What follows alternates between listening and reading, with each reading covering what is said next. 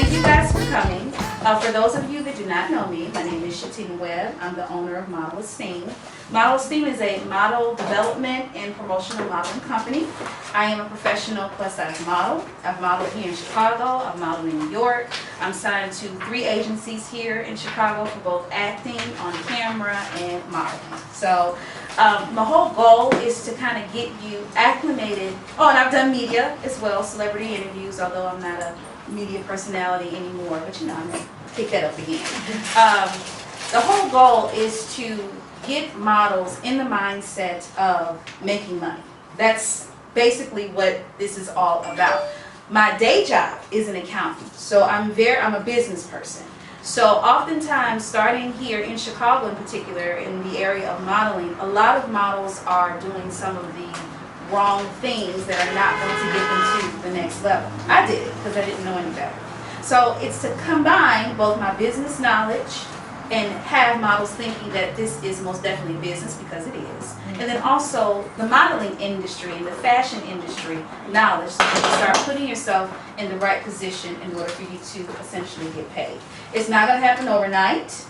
You know, you're going to have to do things in order to get there. But let's start you on the right track so you won't be rolling around 5 years doing a whole bunch of fashion shows that you're not going to get paid for. And that's not to knock anybody that does things here, but that's the real. And I did it because I didn't know, right? So 2009, I didn't even know you could be a professional model as a plus-size woman until I started doing my research. So, since I talk a lot, and I know people get tired of talking and hear me talk, I have brought in 5 amazing speakers that's going to talk about various different topics as it relates to modeling, promotional modeling, as well as acting in media. Those are all areas that kind of stem from modeling from a different perspective. So I don't want you to just think about it just being fashion, fashion, fashion. There's spokes modeling that you can be a part of. There's media that you can be a part of. I have actually done every facet of modeling and gotten paid for it in some regard. So you can do a whole bunch, okay? I didn't want to do a whole big old panel thing. I wanted it to kind of be intimate. I'm kind of different and creative. So, you know, get your food, sit back and relax. And I'm hoping that you guys learn something, take notes, and then, you know, tweet me or promote me on social media, okay? So our first speaker that we have is Carrie. Carrie is the owner of Fierce Faces in Fashion. Fierce Face. That's 3 F's. I was like, I'm not gonna mess up the F's. He's a full-time photographer. So he's gonna talk about trade for print versus investment, how you can be a part of his upcoming magazine, and then other topics that you're going to discuss. So thank you, Carrie. Good afternoon, everyone. Good afternoon. Do you all mind if I sit? Is that okay? That's fine, okay. All right, well, as she said, my name is Carrie. Photography business for over 30 years. Full-time for the past 16 years. I've been shooting all over. I love it. It's what I do. Also launched a magazine first of the year, Fierce Faces in Fashion. So we always look for models to promote. We interview people such as Emily, SHETTIMA, you know, things like that. With makeup artists, hairstylists, a lot of people that are in the industry. So it's a very informative magazine.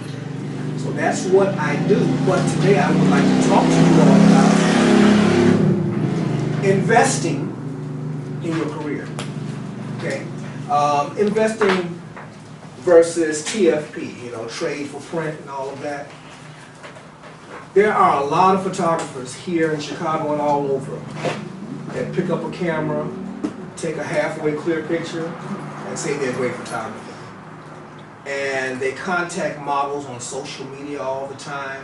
Hey, let's shoot. I'll give you your images. I'll do this, I'll do that, you know. And one of the first things they do, they'll shoot you and get you comfortable with them, and then they turn around, hey, well, you want to do a boudoir shoot? You want to do this? You want to do that? They do it. So be careful, okay? TFP, you're trading. You know, you've got to do something to get something, right? I disagree. Pay for it and you'll be happy. But the thing with that is investing as opposed to just paying for it is a totally different thing. When you're investing in something, for example, you don't go out and pay for stocks. You invest in the stock market. Consider yourself a high commodity. You're trying to get somewhere in the business. Okay, so you go out and you shoot with a photographer and he tells you, okay, well, I'll shoot you for $100. And then you have another photographer who is very experienced as opposed to this new photographer, and he says, well, my rates start at $500. Wow, I can't afford that. I understand. Talk to the photographer and say, well, hey, is there a payment plan? Can I give you $250 up front?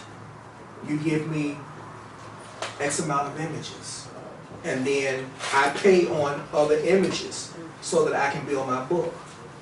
Yes, do that, please, by all means, because you want quality images to present for your work. It's a must. It's a must because you have people out here. You are, what do you do again? He does casting, and I'm sure he does not want to see an image that look like it came from your cell phone. You know, they look for quality. They want to see who you are. And when you invest in what you're doing, it makes a major difference. I have a little card here I'm going to pass out so you can kind of get an idea of what you're paying for. And it shows you kind of, excuse me please. There you go. It's too big. Now you have a thing right here at the top that says new model, new photographer. This shows who's paying whom.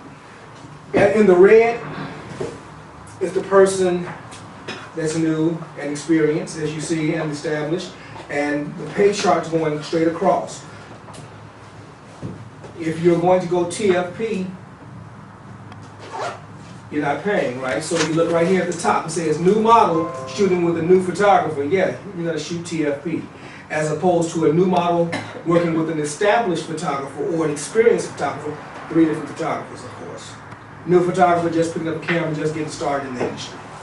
Okay, established photographer, someone who's been doing it for a little while, you know, but then he does not have all the credentials that go along with it.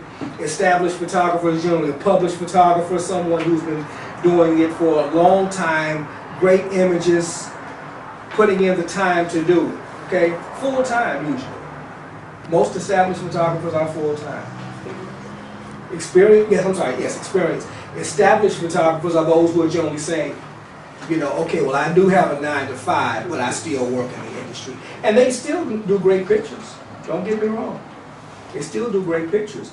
But if you're looking to get paid as a model, if you're with an experienced photographer and you're expecting him to pay you and you're a new model, generally the way that you're going to get paid is if this experienced photographer is shooting for a brand, a company, and they have a budget, and that photographer likes your look. And he says, okay, well, I like what I see here. You know, well, this is their budget. We can pay you this. But an established photographer and a new photographer generally won't be the ones getting that big business. You know, so then with the established model, established photographer, yes, they can trade. Experienced models and experienced photographers, they can trade. But you don't expect an experienced model to go to a new photographer and pay that new photographer because he's trying to get into the business just like you are. You understand that, right? He's trying to get out there just like you. So instead of you going to someone and him saying, okay, well, I can't pay you, but I can give you a couple of images. Okay, well, let's sit down and negotiate this before. What can we do? How do I get my images? Am I getting edited images? Are they professionally edited images?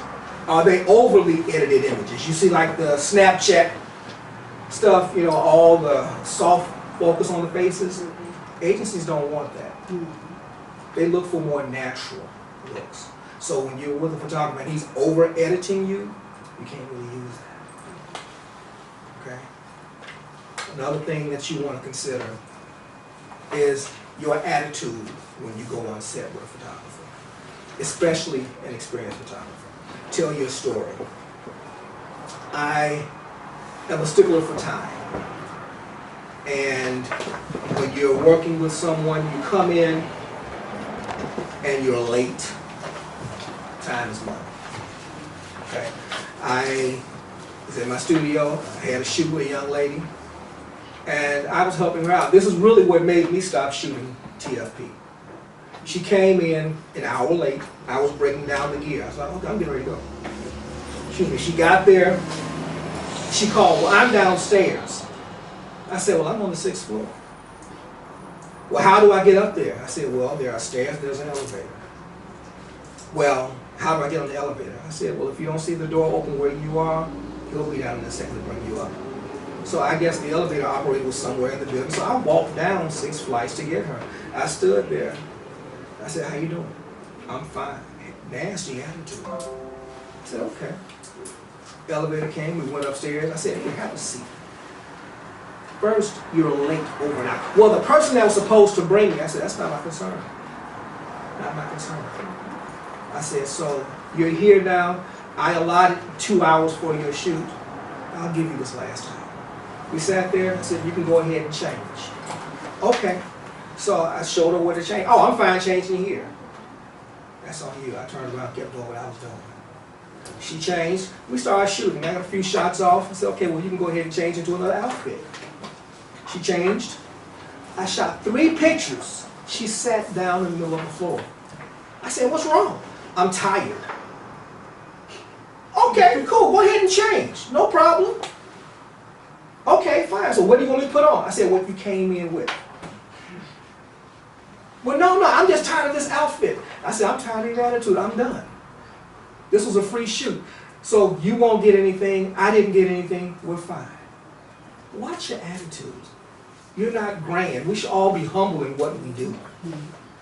And when I told her to leave, it wasn't because of arrogance. It was because of my frustration, because here it is, you're trying to get in the business. I'm trying to help you get in the business. I'm going to give you quality images.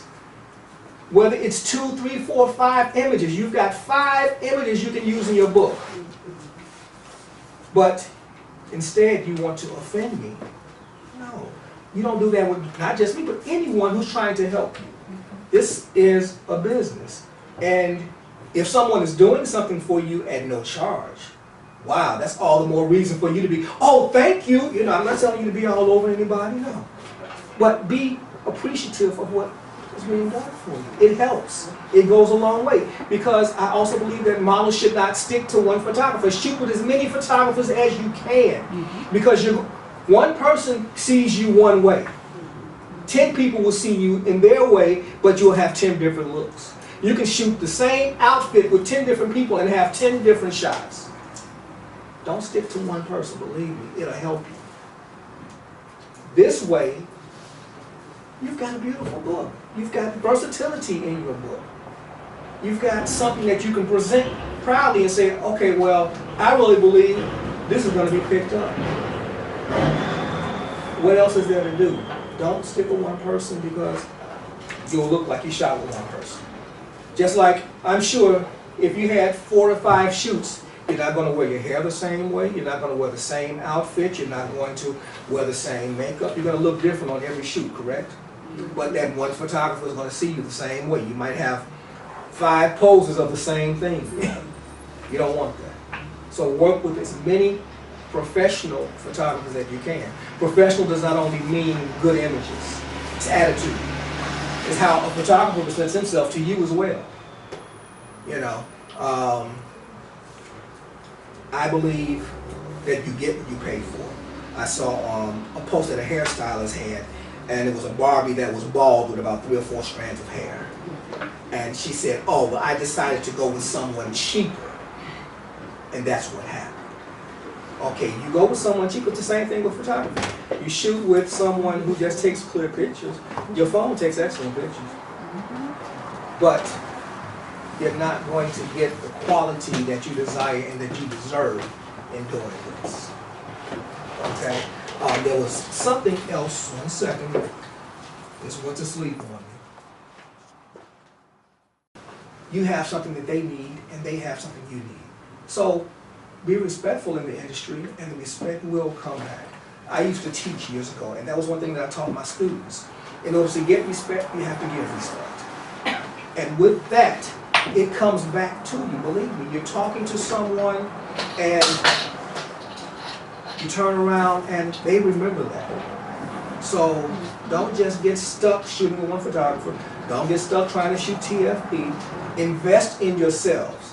It's very important because your investment will turn around and shoot you in a direction that you want to go beyond because you took the time to invest in yourself. It's not going to hurt you in any way unless you get the wrong people. Okay? Any questions?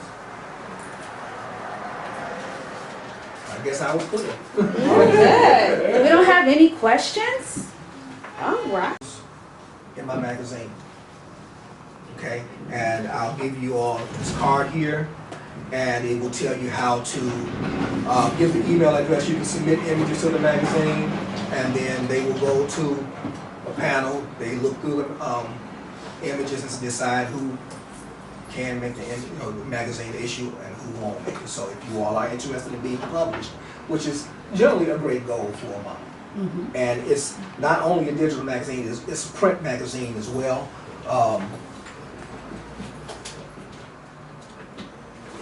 This was the very first issue, Fierce Faces in Fashion. Looks nice. Thank you, thank you. Okay, so it's a quality magazine. It's not just something that's just thrown together. Can you pass that around? I can. Yeah. And can you talk about thrown together?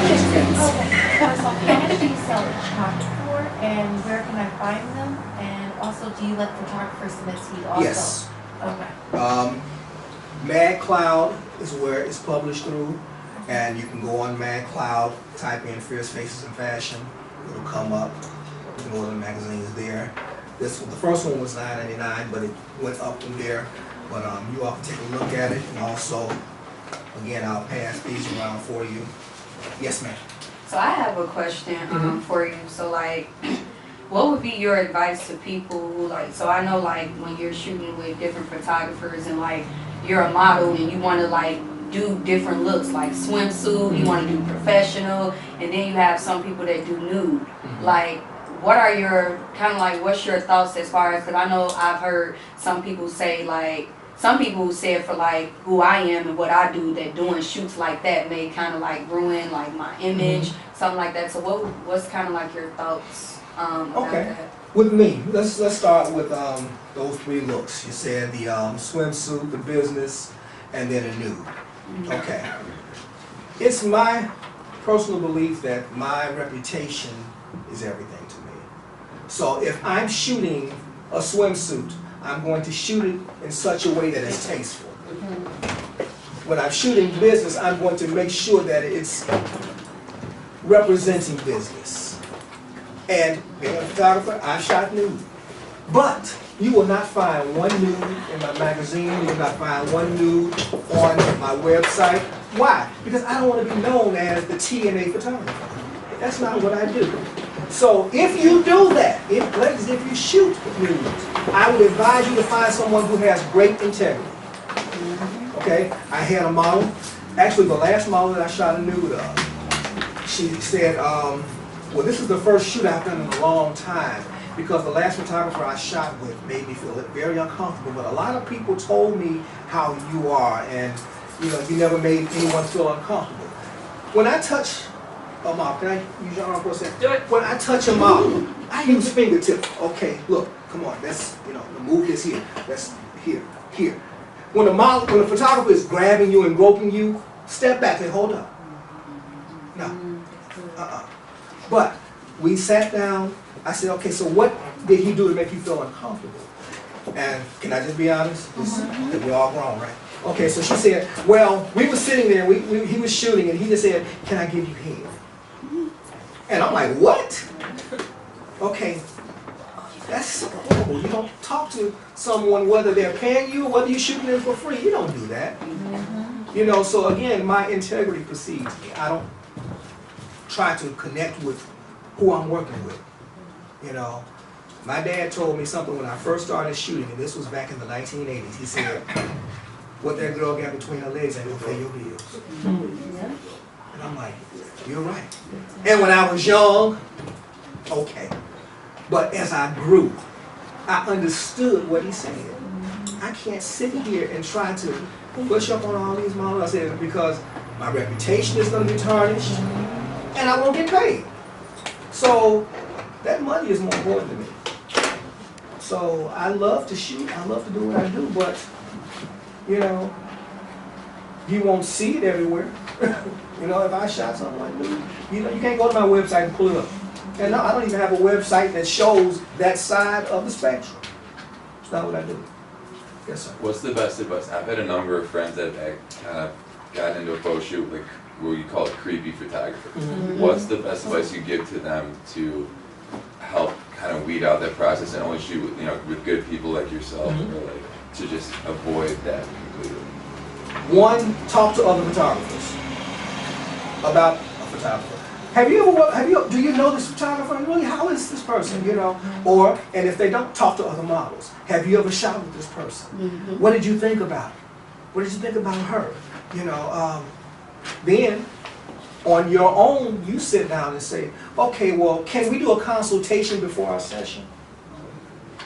Yes. With me, I generally try to do consultations. You know, and we sit down, and a lot of things that I'm saying to you all is what I say in consultations. You know, so in your consultation, you say, okay, well, I'm interested in doing some implied nudes. And when we do that, do you mind if I bring someone with me? Well, no, I don't allow people in my sessions. Well, I understand, because I'm the same way. I don't really care for extra people in my session. But to make that model comfortable for me to get the business, sure. But please understand that when we're in the session, that whomever you bring with you should not be coaching you, should not be telling you to do this, do that. Please have them sit in silence, because they're there for your comfort, not to coach you and model. You know, we want this session to come off between photographer and model, not between someone sitting on the side trying to inspect everything, tell you what to do, and then because it takes away from what I see as a photographer. So that helps. Try the consultation. Can I add something to it as well? Yes, you can. I started doing TFPs at 16 by myself. My parents weren't around. And something that helped me is definitely do the shoots outdoors. Yeah. Okay? If you're not sure about the photographer, never work with them, shoot it outdoors. You're gonna get your wings, you're gonna get your gut instincts up, you know, about how the industry is, how certain people are. So if you're getting to the mix, do it outdoors. And another thing, yeah, one second, brother, because I'm real forgetful. Let me say this. Another thing also is, if you're not certain about that photographer, shoot with that photographer more than once. The first time you shoot fully clothed, shoot, you know, do location shoot as she said, and if you are shooting in the studio, see if you can bring someone with you. Make sure that, you know, you're fully clothed, and see what the person's integrity is like. It will help. Okay. Oh no, I was just gonna say, like, a little bit of advice that I use for myself is I treat it like it's a business. It's, yes, you can have fun with it and everything, but it's professional. So if you're working with someone, they're gonna be professional, like you're being, saying, hey, let's meet for coffee or something, and they're gonna meet you at a local place. There are a lot of times that you are gonna meet shady characters, but you'll know the difference once you've worked with quality people and you surround yourself with people that treat their photography like a business. Just like it's a corporate event or whatever, you'll know the difference. Yes. I agree. And see, I love having consultation. I love having phone conversation prior to a shoot, because it helps you fill each other out. I had the honor and privilege to shoot with Miss Pam here the other day. Images came out great, but we talked before we shot. We had, you know, good conversation. We understood, and we kept it business. But like you, I love to have fun when I shoot. I'm silly. I love to have fun, and I mean, we crack jokes, we play around, we're shooting, and yes, exactly. You know, it helps break the ice. You know, so it helps you to get to that place like, oh wow, this was a great shoot. And I always ask them, well, did you have a good time? You know, good. Well, and then I don't like showing every image. I don't flip through the phone. Well, can I see that? Can I see that? No, you're wasting my time. Hold on. I'll show you a few images in the end. Hold on. You know, and then I may see one that I really like. Oh, now this is hot. Look at this. You know, great. It's fun. Have fun when you do it. You know, that's why I don't consider this work. I consider it, you know, hey, I make money having fun. You model, you make money having fun. That's what we do, right? We're here to enjoy what we're doing. We're trying to get paid to do what we enjoy to do. You know, so what if you have a job, your goal is to come off that job and do what I want to do full time. You know, this is what we love to do, right?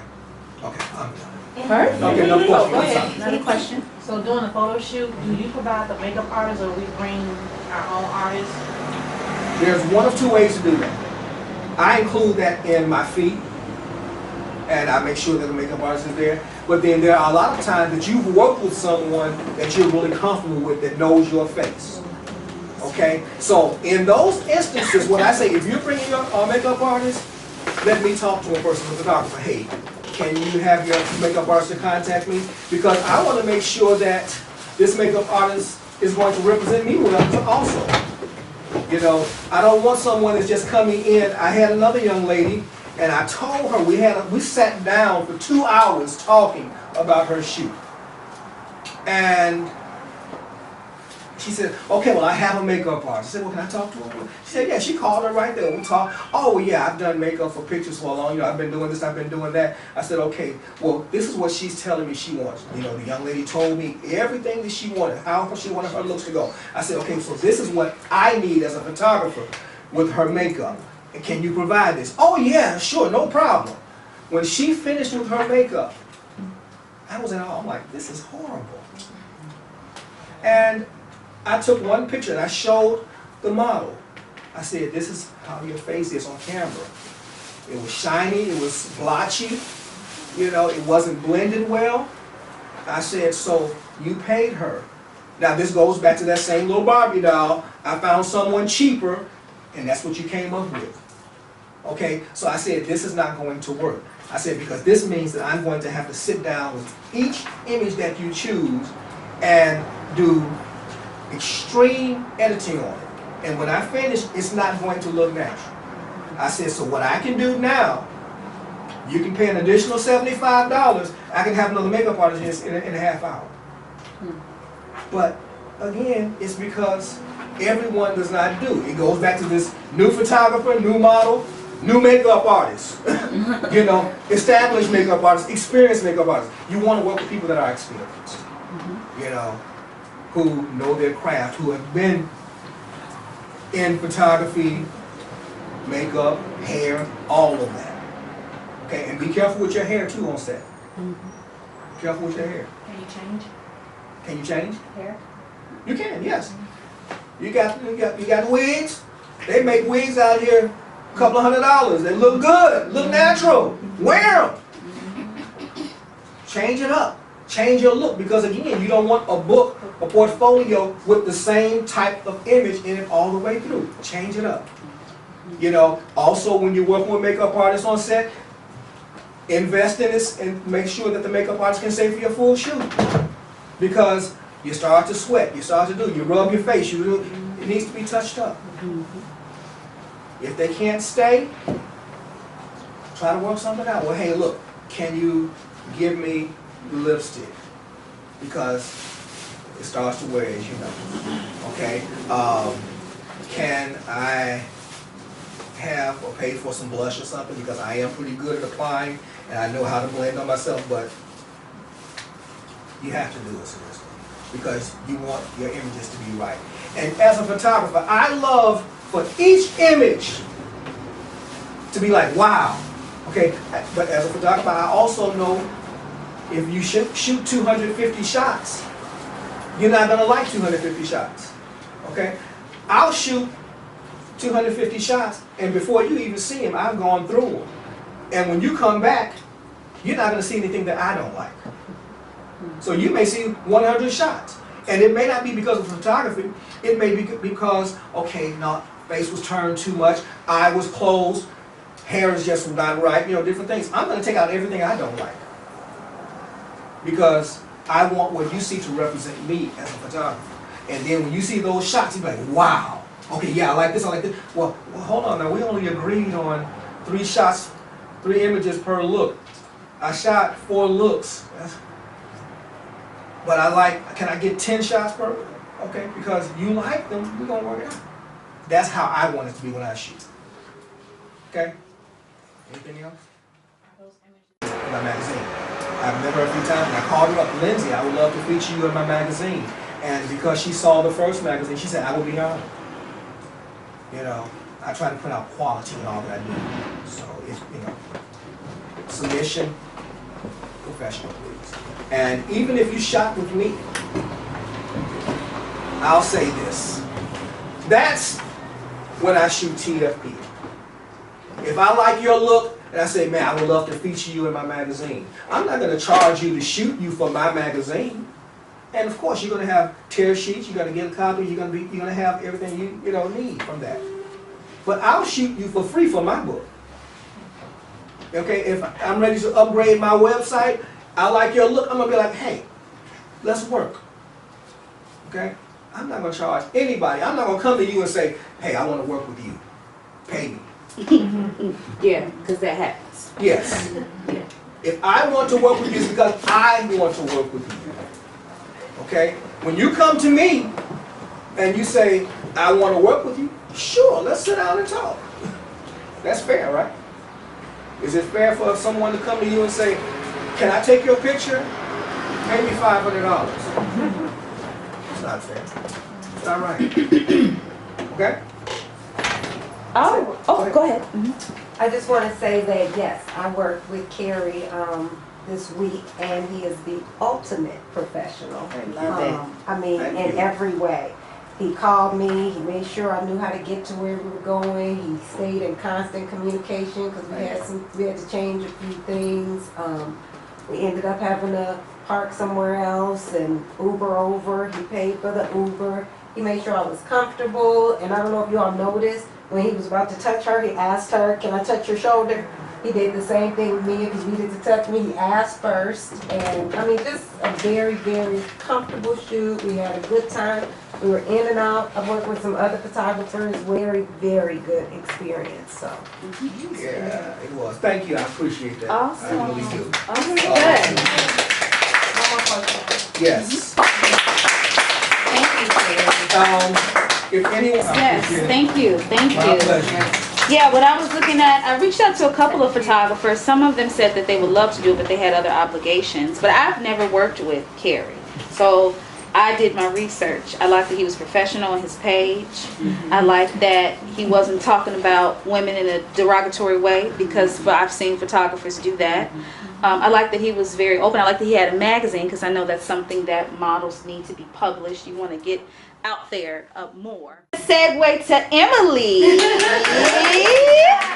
Yeah, she's been in Miami. She's been in New York. Now she's here in the lovely land of Chicago. She is talking about social media publicity. You're a publicist as well, correct? I'm building my own publicity house. Publicity house, which is something Sometimes you that gotta do your own thing. yes, that's something that you need to know as a model. The fundamental steps in regards to promoting your own self, as well as. I own a business called Innovate X on Facebook. Has anyone ever seen my events? Anything to do with IX Creative Studios? Anything to do with fashion parties? Anything to do with Off the Runway? Yep. Anything to okay, Taurus Party. Okay, well guess what? If you haven't seen it, well, you guys are part of my world now. Yes. Part of the tribe. Okay? I've been in the industry 17 years. I started off pursuing acting as a casting director right here with the acting world. So I started pursuing acting, went to School of the Arts in acting. Did 2 years of acting, 4 hours of acting a day, trained in acting. Moved into doing modeling, moved into doing TFPs, got myself an agent. Very, very important to get yourself a local agent. This was in Boston. Did commercial print modeling. Now, you guys know the difference between commercial print modeling and fashion print modeling. You guys know the difference or you don't know the Can you difference? break it down? I can certainly break it down. Commercial print models, they are more real world models. They have a nice smile. Okay, there's more open-mindedness on the body as well. Versus fashion models have to have a certain height. They have to be pretty thin and tall, like 5'11 plus, and a certain size 0, size 2. Okay. Commercial print models do ads like I did for TJ Maxx, JCPenney, Target, H&M, Walmart, CVS, and on and on. We do the commercial type of ads versus fashion could be what? Gucci, right? Could be Prada, right? Name some brands, name some fashion brands. Louis Vuitton, High fashion. Calvin Klein, on and on and on. You see the difference. And that's okay because nowadays we have plus size modeling. And that came around, I'm happy about that. Now we also have petite size modeling. Petite, which is like smaller, you're like 5 feet or you're 5'2". So there's more diversity, and that's great. So commercial print modeling, went into that mix, completed my degrees, because I actually have a master's degree in business psychology. I focus on education while I was pursuing acting auditions and independent films and casting calls and stuff like that. Fell into the business side of the industry as a talent scout. So what I am is I'm a talent scout, and I started to coach people in the arts entertainment world in New York City. So I ended up moving from Boston to New York City, coached over 500 people in the arts, actors, painters, models, life coaching, business coaching, sharing the advice. Left there, moved to Miami. Started to throw fashion, artist showcases in Miami, model calls. Miami is amazing. Now when you think of the fashion world, Miami is, these models are like on top of their game. These are swimwear models. These are major runway models. I mean, because Miami, raise your hand if you've been to Miami, right? These models, I mean, you're wearing, there's a lot of bikini shoots, right? It's always sunny, so you're gonna be working out a lot. So these models are like on point. So, hung around with these guys. These are some of my very, very good friends and models in Miami. So I got to see the industry, how it is there, and I have connections there. So yeah, I have connections in New York, I have connections in Boston, I have connections in Miami. And now I've been here 6 months, and you know, I have a fashion studio in Ukrainian village where I run my own fashion parties, and I'm scouting for talent. So, you know, the 17 years of experience in, oh, by the way, I've been in the music industry, 7 years. I'm also an A&R, yes. Anyone here music? Yes. Singers, good. Okay, that has to do with money. We're talking about money. Okay. So as a woman, going to these different cities, expanding your network, like that is very, very important to have a really strong social media. So raise your hand if you have Facebook. You should all have your hand up. Okay. Raise your hand if you have a fan page for your modeling. I'm missing a lot of hands. You need a fan page for your modeling. How many likes, how many fans do you have for your fan page? Like my business page for Innovate, my business, which is Innovation and Experience, that's 2,300, which is good. Like, whoo. So, but how many likes do you have in your page? Like fan likes?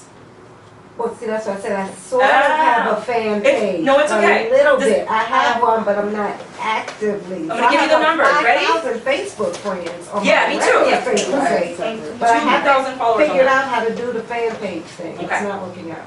To have, everyone write this down. You need a fan page. You need to have respect in the industry. If I'm wrong, sorry. 1,000 likes. You need a minimum of 1,000 fan likes on your page. When it's like 500 fan likes, when it's like 300, is not good enough. You need 1,000 to start. Oh, that person's legit. That person. Raise your hand if you have 1,000 plus fan likes. Yeah, good job. Good. Okay, that's really important. How do you get the fan likes? You got to invite all your friends and family to like your page. Bug them. The shameless self-promoter is the one who stands out 5 years later. You guys are gonna remember me 5 years later, I'm still gonna do this. And you know, hopefully I'm still here. Okay. Raise your hand if you have your Instagram page. I'm seeing this is looking better. Okay. Again, you need about 2,000, 3,000 plus to have respect on that. 1,000. Okay, raise your hand. Huh? How do you get that? You go.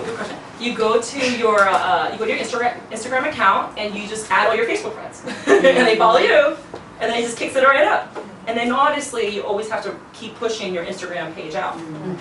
Okay, keep pushing it out, keep pushing it out. Obviously Snapchat, we have the other ones like Snapchat and on. Raise your hand if you have a web page, your own website for your. Now this is what's happening. Working on. Now we're seeing. Yeah, you should like, I can't even think I'm learning. I mean, I'm working on it because people keep saying that. I have a web page. You have a web page. Mine is launching this I want to do a summer. blog and stuff, that's what I'm Good. working towards, I want to bring people to my world. You need a Facebook page and you need your website, ladies. You need www. Yes. One of Shettima's audience. You need your first and last name. Yeah. What do you advise, like price point wise for websites? Websites, I do web design myself, which is great. I design all my own flyers and stuff like that. Price point, the lowest it should be $400. That's the cheapest it's gonna be. You guys just, I mean, okay. How much? My team does it. We'll talk about this. Yes, we 400 is the need to set cheapest. up a separate class for Yeah, website design. Yes. Yeah, we'll talk about that later, Yeah, services and stuff like that, but 400, you don't wanna pay $100, you don't wanna pay $200, and you start getting scared that that person's not gonna ever create a site. What about They're gonna- 75? No. I saw someone No, who, please don't. like posted, No. and then I was like, and then they kind of sent me a link to the website. It wasn't like bad, but for their price that they They're put, gonna it's probably like steal your credit card 75 number. special. They're gonna steal your credit card This, number, don't that. I do was it. like, No. You gotta be careful with your and then price. I actually know this person. They're a friend of mine. So Well, maybe it's that's a why I friend was discount, I don't know. like, yeah, I don't. You get what But- you pay for. You get what you pay for. What you pay for. Yeah. Yeah, so, oh, by the way, the other thing I didn't share with you is that with my studio, by the way, all you guys are invited for free for my fashion party tomorrow. Yay! Free passes, Yay. photographers and models and everybody coming through and 2 makeup artists, and it's beautiful. Okay, so yeah, Shettima's gonna be there. Absolutely, I'm coming to support, yeah. Do you have like a flyer or? Yeah, I'll share that with, I didn't even bring my flyers. I'll share that through my Facebook. I don't know if I can share my, Yeah, no, share. You guys check in, make Yeah. sure you take pictures of everything, Okay. the speakers and My name post on it your Facebook page. is Emily Correa, Correa, Creativity Muse. So it's like basically creativity. The word muse with a Z, M-U-Z-E. Emily Correa, Creativity Muse. I'm the only one there. Add me, and then I'll put your names on the guest list, or you can give me the names. But direct message me so I know you're coming through. Oh, Correa, C-O-R-R-E. Oh, Creativity Muse. Yeah. And it starts at 2 o'clock. So if you guys want a model, it's the theme is swimwear, but I'm open-minded for the models, and you work in my studio. Yay, Saturday! Yeah, it's a little crazy last time, but it's gonna be swimwear, or it could be beachy. Okay, it could be like crop top with jeans and heels. Or you could just swimwear if you like. And it goes in my magazine. Okay, and I also have a magazine that I'm publishing in August. It's called Thick Magazine. Yes. And it celebrates I love that. the mid-sized woman. Yes, curvy lady. We're missing. The middle-sized women are missing. So I have a magazine. Let me go back. So social media publicity, because I don't know how much time I have to give all this. You need to be known on social media because technology is moving where it's more and more and more just being online. And then the beauty of what I'm doing with my events is it brings people face to face. You're never gonna lose that. You're never gonna lose that you need to see people face to face, that you need to like touch, you need to, just be with people. That's not gonna change. But the business is gonna become more and more holograms and online auditions and all of that. Okay, so you need social media big time. When you do your posts, these are the type of posts you should do to create buzz. You should I do something called the love bomb. Love bomb is a really pretty, you saw my love bomb, which I do once in a while. It's like a super selfie. It's kind of sexy, kind of like glamorous, beautiful. You don't have to show everything, I don't. I just do like maybe this and this. I do like a nice love bomb. Boom! I do 4 to 5 pictures. I do the love bomb. The other post you're going to do is going to be like an inspirational quote. Drop knowledge, drop an inspirational quote. This is how I create variety. The third one's going to be some sort of statistic or fun fact, okay?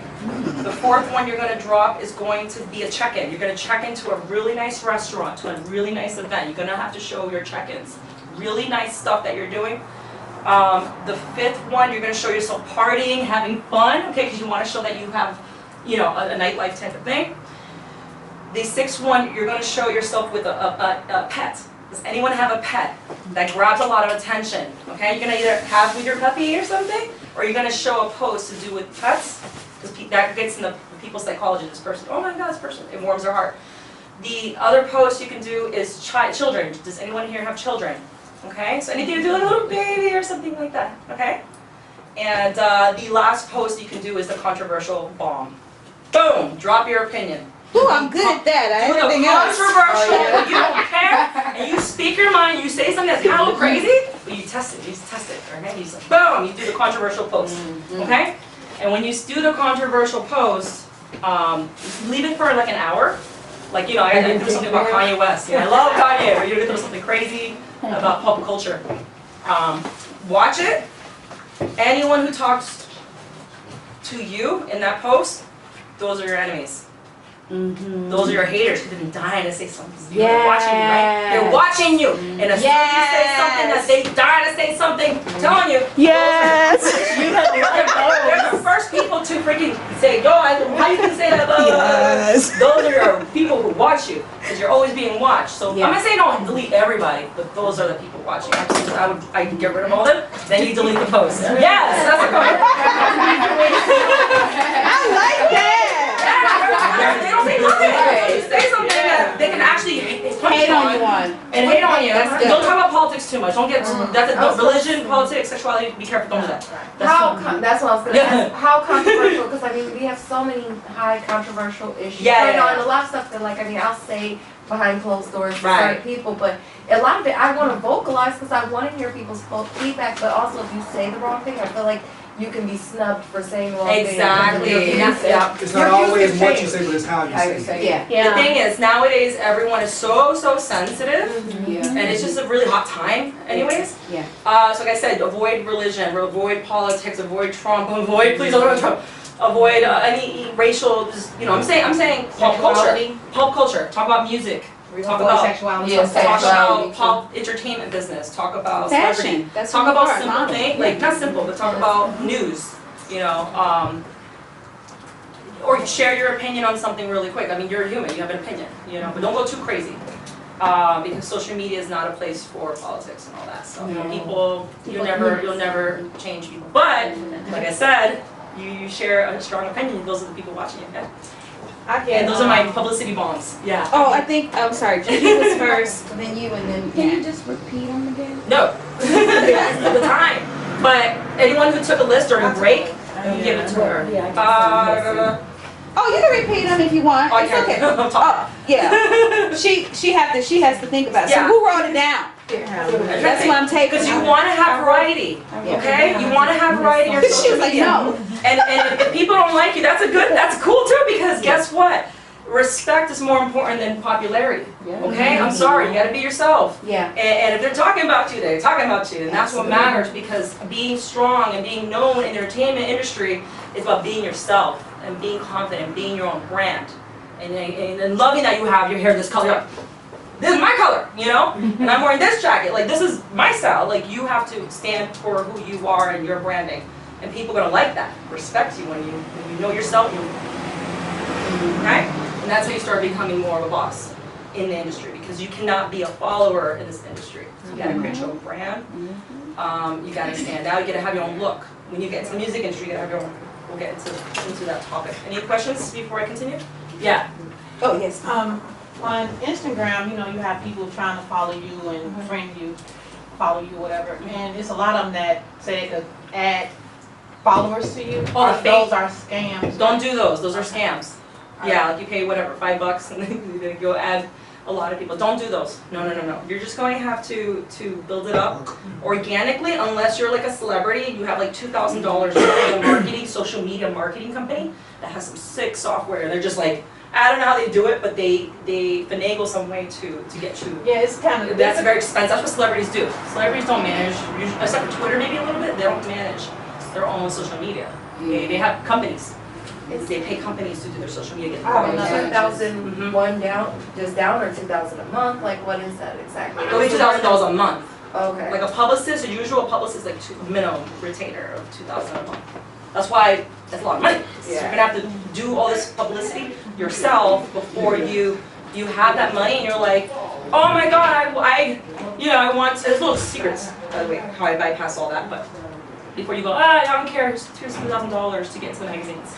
Well, I need everyone's help in this room, so follow me at Shyovia on Instagram. And That's SHYOVIA. I won for Ashley Stewart 2018 Chicago finalist. So congratulations. Thank you. You do hand clap. This is good for your publicity. Yes. So Your question. Sorry. part of that is I have to raise my following base Yeah. because that's how the voting is, having followers. And looking at some of my, competition, they got all these followers. My page was private, so now it's public. So I just really need like followers. It takes time, it's just gonna take time. And your work will sell itself, yeah. And do video, I forgot the last thing. You do not do written posts. Whenever I post something on social media, I always have pictures, and I always have, or video. Pictures or video. Message, picture, maybe 2 pictures, message, video. Or the little pic, you know how the colors, when you put the colors, I love that. And so I'm always in people's faces. They don't wanna read my stuff, they can unfriend me. That's fine. Yeah, sorry, honey. Could you explain in your perspective the importance of quality posts and like not posting like a million things? You need to, how much of it really is, quality, but it's social media, Like but. every post I feel like should be a quality post and not like a poor Yeah, quality like selfie. maybe like bored, chilling. Yeah, like Yeah. Oh, okay. food. Do not post. Okay. By the way, I'm not saying post, all these are just the strategies of posting, just to keep the variety. Everyone has different speeds of when they want to post. They post once a day, or they post once a week, I don't care. It's just the variety. You should do it more than once a week, though. You should do it like every day. But should you post, oh my God, I ate this amazing thing, or oh, I went to the store, or I woke up, I had a great nap, or something stupid. No. Sorry. That's why I don't have That's what Snapchat. they I don't have figure out. Snapchat because it's too much into my privacy. Like I'm like, no, I don't want to see me walking around and what are you doing? Nah, that's like for people who have too much time. Did I answer your question at all? Yeah, no, it was more of like for you to explain to them about. So please, when you are a future celebrity, you guys, okay, your social media is a sacrifice. It is your privacy is gone. Okay, so your social media is no longer personal. Okay, it's nothing to do with even your friends. My entire network on my social media is all entertainment industry. Like I go to the Facebook groups. We got another trick. Join all the Facebook. I'm in all of them. All the Facebook Chicago fashion, Miami fashion, New York fashion. Join all those people. All those Even groups. if you're not there. Even if you don't live there. LA fashion. I'm already in the. LA makeup. Join all the groups. My entire network is all business, and that's where you have to eventually get because it's about money, and your Facebook is a business, and so my Facebook is all business. So everything I post is business. And people know that. I don't really care. It's a self-marketing person, and that's what I love. That's my life purpose. Yeah. So is that for your fan page or your regular Facebook page, or is that both of them? You can. Some people either. You could do either, but I put it for my personal. My network is all entertainment industry, so I get my business messages from there. So And then the fan page is your work, like your fashion shoots, your photo. Okay. Don't do the controversial post there. Don't do Okay. the love bomb there on the fan page. Got Don't do the puppies and all that. Don't do that. That's the personal page. So you need 2 pages basically. You have to have the fan page and just your Yes. page where it's kind of like, oh, this is me. The Like, fan page is all business. Your photo shoots, your videos, your makeup getting done. You guys come to the party tomorrow. Okay, that's all going on. Well, the good pictures on the fan page.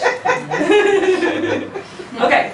Yeah. Question. Yeah, have you ever paid a local celebrity to post your picture or something or your business on their page? And if so, how did it work out? You never, okay. Okay, that is called paying for a brand, like an Instagram person, like a brand sponsorship.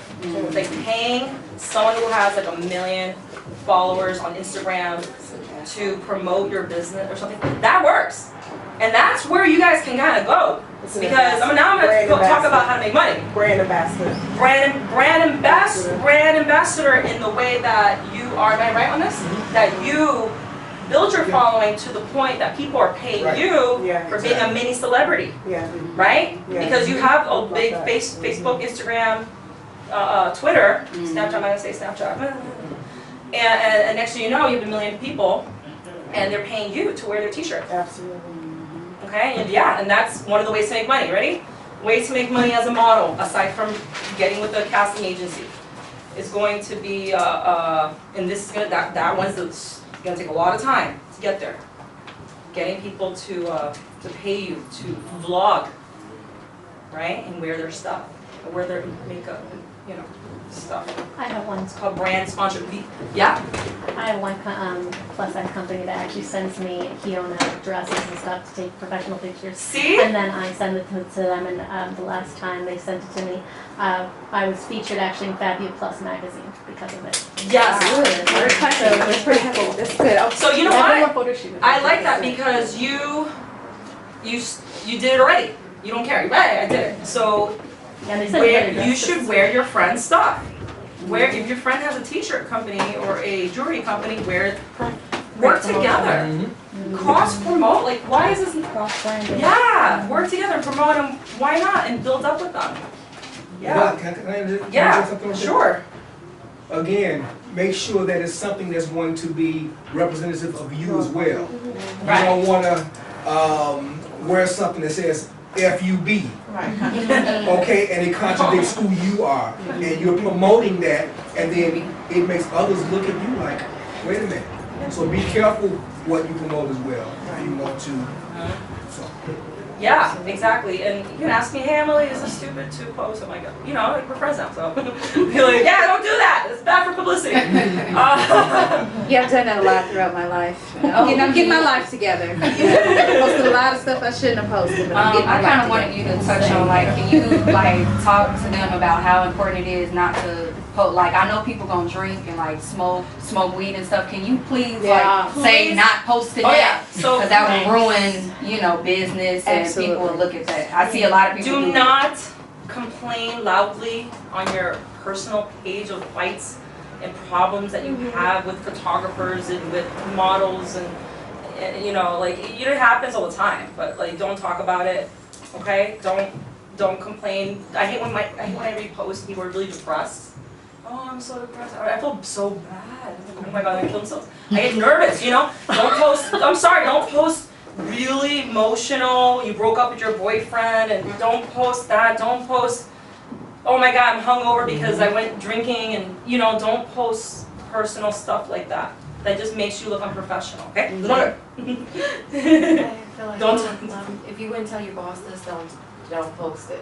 Your boss, by the way, most employers are looking you up on Facebook. So like I said, your Facebook is your sacrifice. It's your privacy.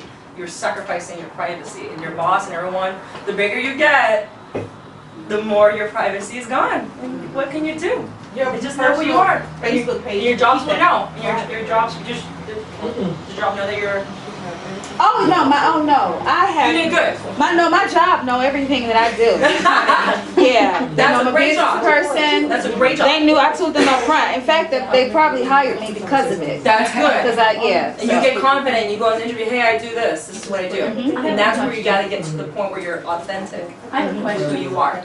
Yes. I'm sorry for going over. Sure. Does it help that I have an AK alias, I guess, on my model name? No, that's a great idea. Keep it as that's long what I as was you can. told, and not to merge in any way my That's personal fine. page. Okay. Perfectly. She has a different name. It's confusing as hell. Because I'm like, who is Brenda and who is Lily? Like, are you guys twins? Like, who is who? Who's contacting me? That's an alter ego. Yeah. It's because I want to separate this life from personal life, and I really wanted, for my Instagram, it was kind of important for me to get Mhm. real followers. I didn't want just like the whole town say, oh, that she's doing this. Don't feel bad. It's No. just, yeah, I mean, that's a lot of people do it. So that's totally fine. Becky just asked about making your social media public as opposed to private.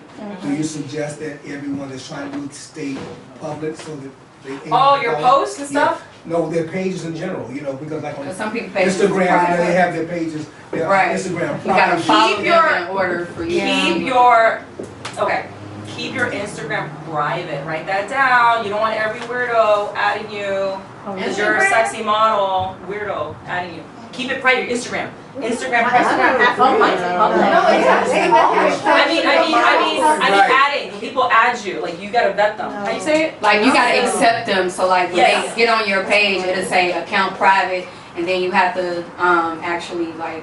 Yes. That's so many, if you don't rent agencies and stuff that say, make sure your page What did I is just tell- public. what did I just Yeah. tell you? What did I just They tell can't you? see the What did I hashtags just won't tell work you? if your page If is you want to private. check. Right. So. Okay. Yeah, I I keep. public, sorry, right? yes. Yeah. You have to be public. I keep mine public. and When that's people the would- problem. Yeah.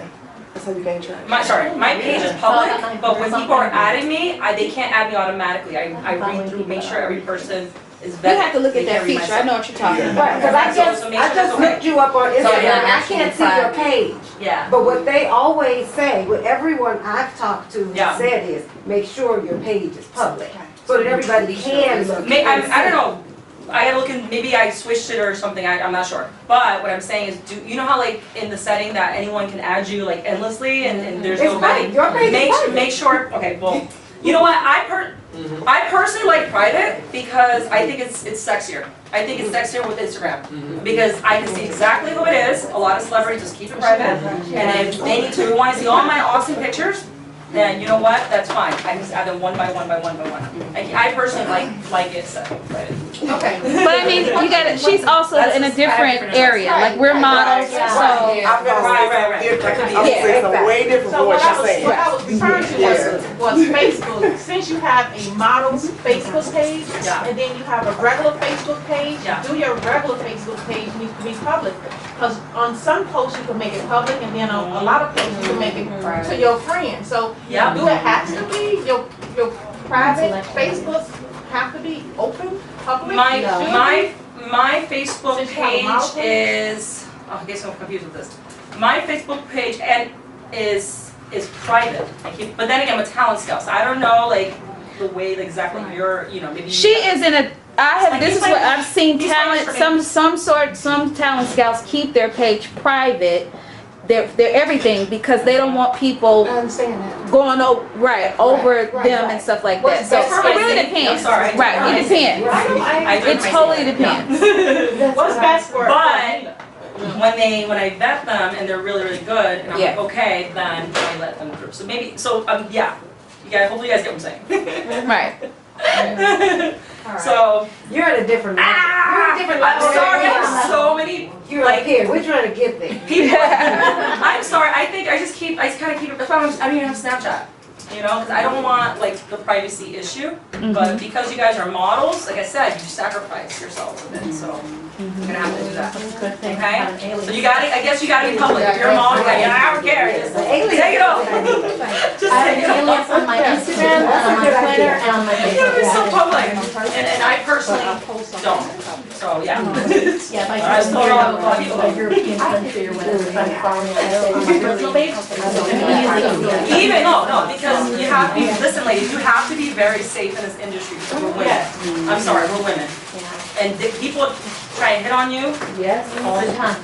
left and right. The men are trying to, and because you're models, You gotta are get your going big girl to panties on when you come out and do that all out. You have to, and they're going to try to get with me left and right. And then, there's a lot of stalkers out there, you guys. Yep. A lot of stalkers.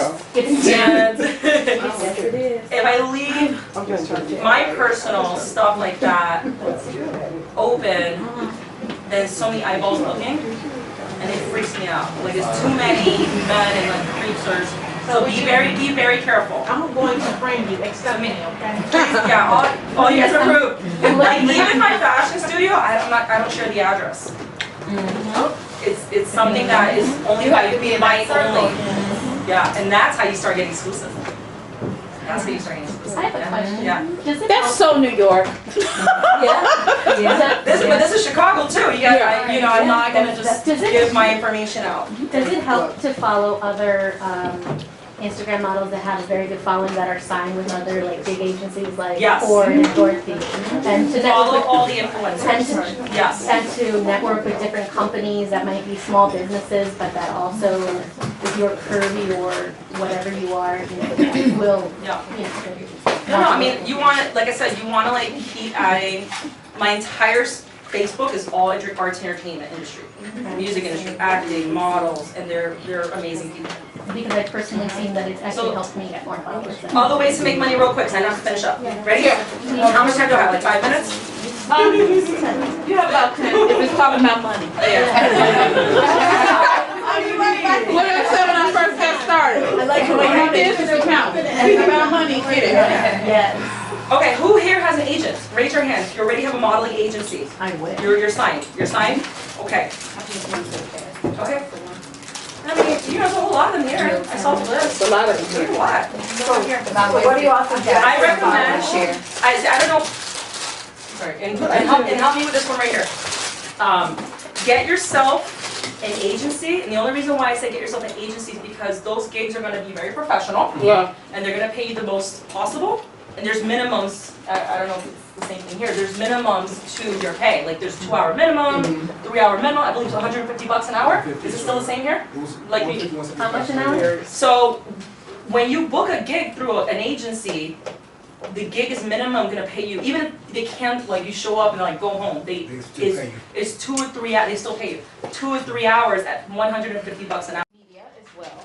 So, and knowing who you are and owning it. Owning it. Like if you don't have self-confidence in yourself, how are you going to do all of this? If you don't have self-esteem in yourself, how are you going to do? She also has an awesome, amazing organization that is for you. What is the name of it? It's okay to be you. It's okay to be you. So that's how her and I connected on the self-esteem end because, you know, model esteem, self-esteem, working with youth. I worked heavily with youth in the beginning when I first started Model Esteem, and I want to get back to that. So had a good conversation with her. She's just a super sweet person. Everybody that I spoke with is. But let's give it up for Aisha so she can talk. I want you to come to the front so we can get you a camera. You can bring your chair over there. You gonna sit here? Thank you, guys. I know it's tight. Kind of I'll sit- stand. no, you sure? I could stand. Okay, cool. That's cool. Okay. Hi, everybody. My name is Aisha Lee. So as the host of this wonderful event introduced me as, currently I'm a producer at Crawford Broadcasting, which is Power 92, 106.3, 102.3, the gospel station, and the Rockford station. I do some modeling myself.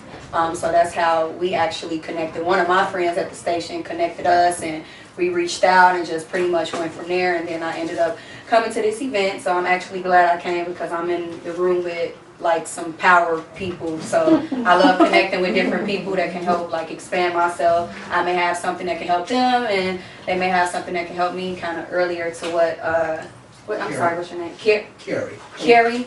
Earlier to what he was saying as far as, you know, like trade for a trade, or you could just have something that help each other. So pretty much, so I host events as well, modeling, producing. I have my own non-for-profit organization. It's called the It's Okay to Be You campaign, which is a self-love campaign. It's making everyone, letting everybody know that it's okay to be you. You don't have to be like the next person. We are all different. And it's also a campaign that I started that's standing up against bullying, because that's my background. When I was younger, I was bullied, then it continued in high school, even in my own household, as my grandmother being one of my bullies.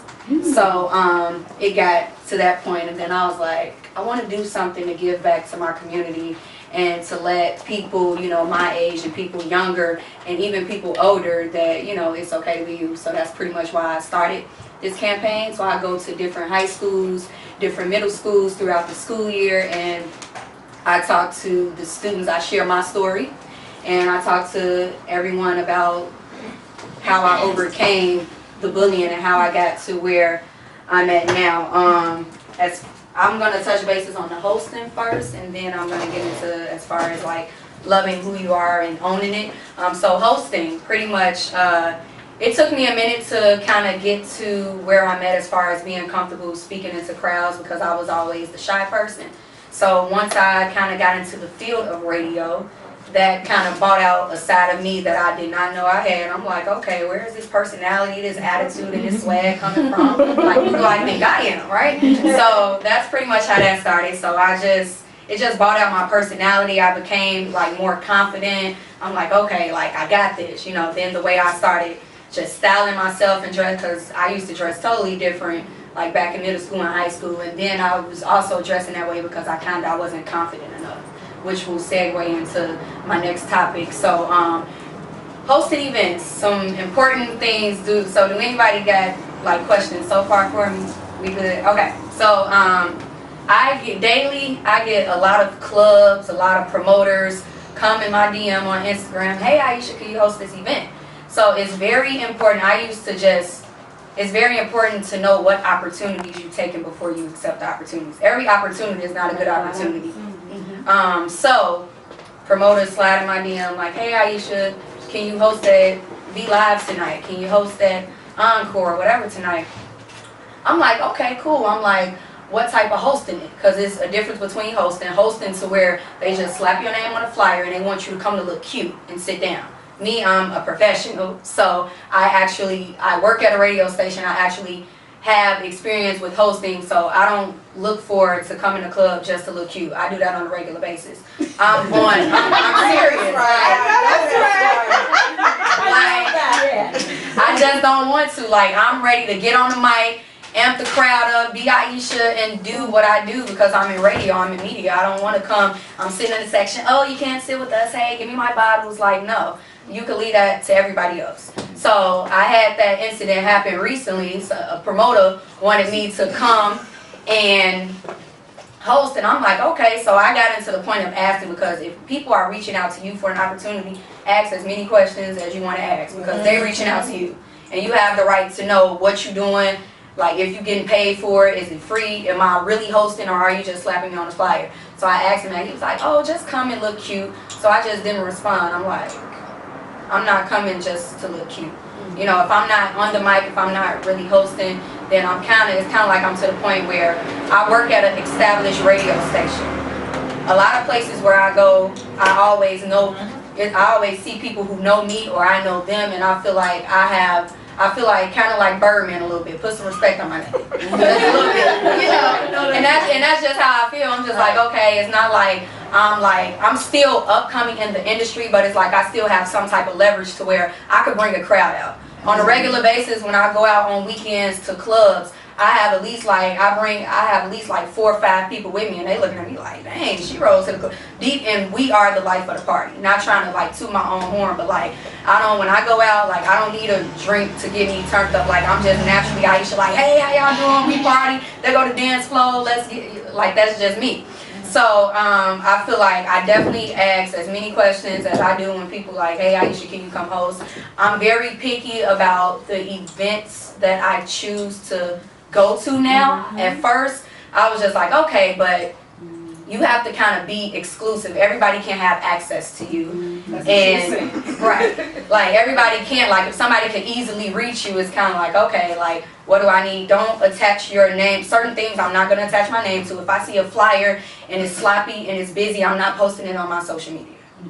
Like if your flyer or whatever is not together and it don't look presentable, Aisha will not be posting it. Like whoever hired me, they'll be mad. I'll probably tell them like, hey, can you make me a separate flyer with my name on it and tag me in it? But this flyer is a little bit, you know, I don't want to be on flyers where somebody's smoking weed and they got like, I'm not attaching my brand. And for who I am and what I do, as far as I have connections with CPS schools, and the schools are looking at me, principals are looking at me, my own job is looking at me, so it's like I kind of have to be, you know, very prestige of what I like choose to host.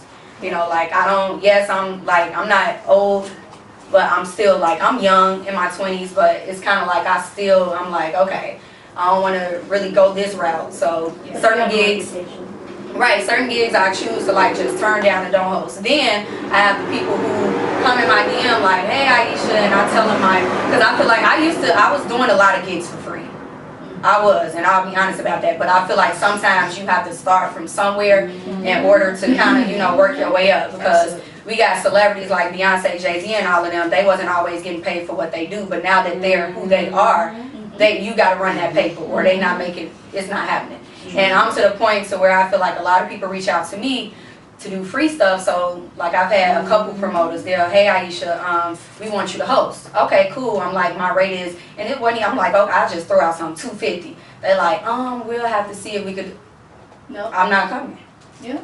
Like that's simple, because you want me to host. It's not like I asked you. Right. Like now I can see if I asked you, and then I'm like, just how again earlier, like he's not gonna charge you if he asks you to be in his magazine. So like I'm not gonna charge you if I ask you to host. At this point, I feel like I'm tired of doing things for exposure, because I do have some type of leverage. I bring out a crowd. I grind and I work. I work for in the 3rd largest market in radio, which is Chicago. So I feel like, come on now, okay, you're a promoter, I work at radio, like we can, if you trying to work something out where it's like an exchange for exchange, okay, you host, and if you can promote this, promote that, then cool.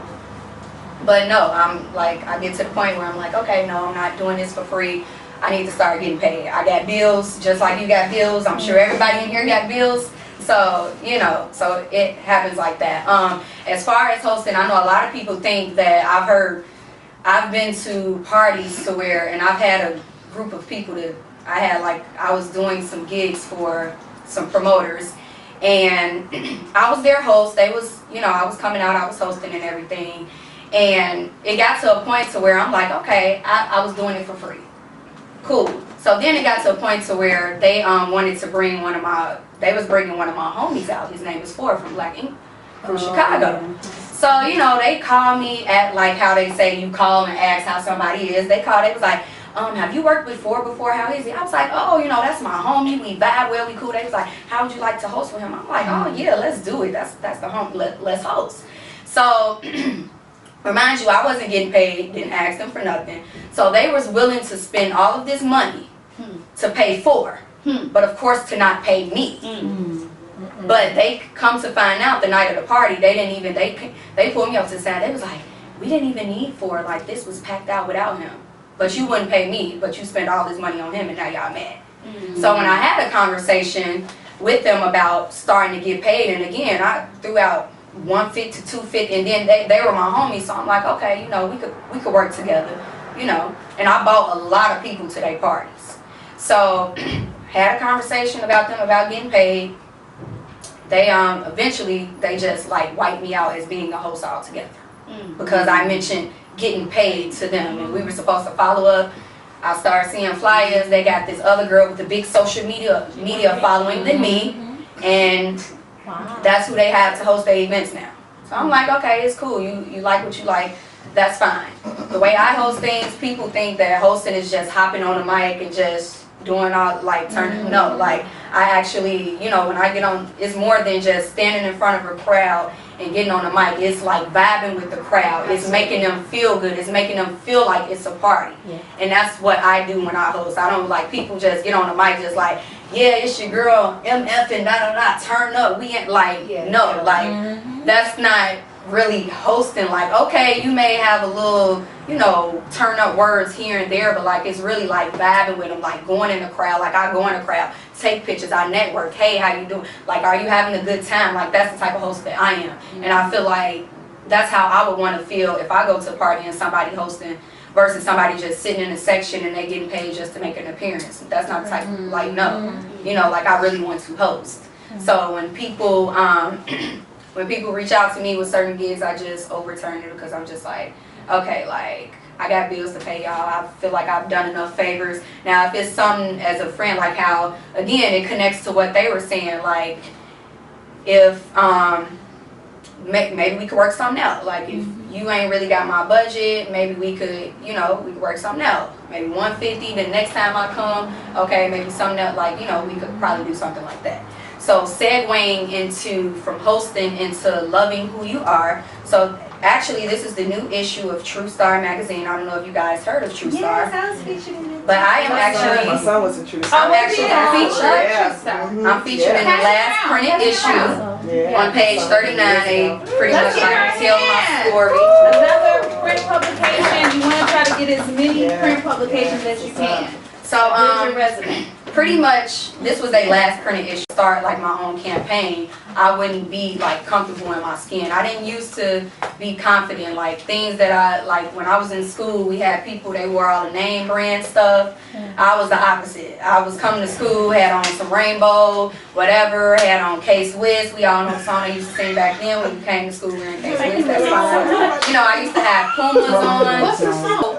The purpose of me kind of, you know, saying that is that I was always different and I didn't have that confidence. So as I grew, as I got older and in my career field, you know, my circle started to change as well as my focus. And once I like went to college and I got focused into radio, that's when my friends dropped. Like I started here and then it was kind of like, okay, and then today is still like my circle is very small. I realized that like, and that's even with like my career, like you have to be careful who you hang with and go out with because you have people who will show, excuse my language, show their ass and that will reflect on you. Absolutely. And I will completely cut off a friendship because of that because I can't go out with somebody that want to be the turn-up queen and king and want to fight somebody and I have relationships with clubs. Like any club in Chicago I go to, somebody knows me.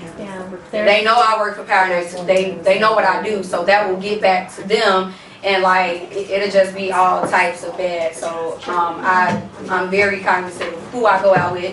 The crowd I used to hang with then is completely opposite from the people who I hang with out now. You know, I feel like all of this adds as far as like hosting and when you're like in entertainment, like period. I'm sure all of them will kind of agree to everything that I'm pretty much saying as far as that. You know. You have to, of course, you have to clean up your image as well. Like earlier, how I was saying, posting certain things on social media, like it's like when my campaign, when I look for people to come and speak on my campaign, I kind of like have to research them. Like I don't want, even the Chicago artists, like I was trying to, I remember when I was in the mindset of like, oh, okay, I want to bring a few Chicago artists on. And when I kind of listen to their music of what they rap about and bringing them into school to talk to kids about loving themselves and putting the guns down and violence and not bullying, your music is not matching up to my brand. So that's contradicting myself. I can't have you in front of these kids and you rapping about shooting little Debo and BBing them on the block. And you're in the school talking about it's okay to be you, put the guns down, peace, respect life, and you're not respecting life in your music. So I can't have that attached to my brand. So I kind of have to screen people who want to come and speak on my campaign. I do look at their social media, how people say when like photographers want to work with you or if she wanted to hire you, like looking, you guys. People are always watching. So every all time. Right. So for instance, I had it was one of my old classmates who I went to my old high school with, Perspectives Charter School. And I taught there. You talking about 87? No, 81st and May? Yeah, 81st and May. Yeah, Oh yeah. Never again, Perspective, never again. Just being honest. So But I'm glad you turned out okay. Yeah, I graduated. Turned out real good, you know, and it's working out lovely. So one of the teachers that I was talking to set up the event with, he like hit me up. He was like, are you still having, I'm not gonna say her name, but are you still having Shyla come and speak on your campaign? I'm like, yeah, why? He was like, well, I seen a post of her like cussing and just saying a whole lot of inappropriate stuff. You sure you still want her to come? I was like, oh, I didn't see that. So I went to her page and I saw it. I was like, yeah, like, okay, it's good. You know, you don't even have to come. Which she didn't end up showing up anyways.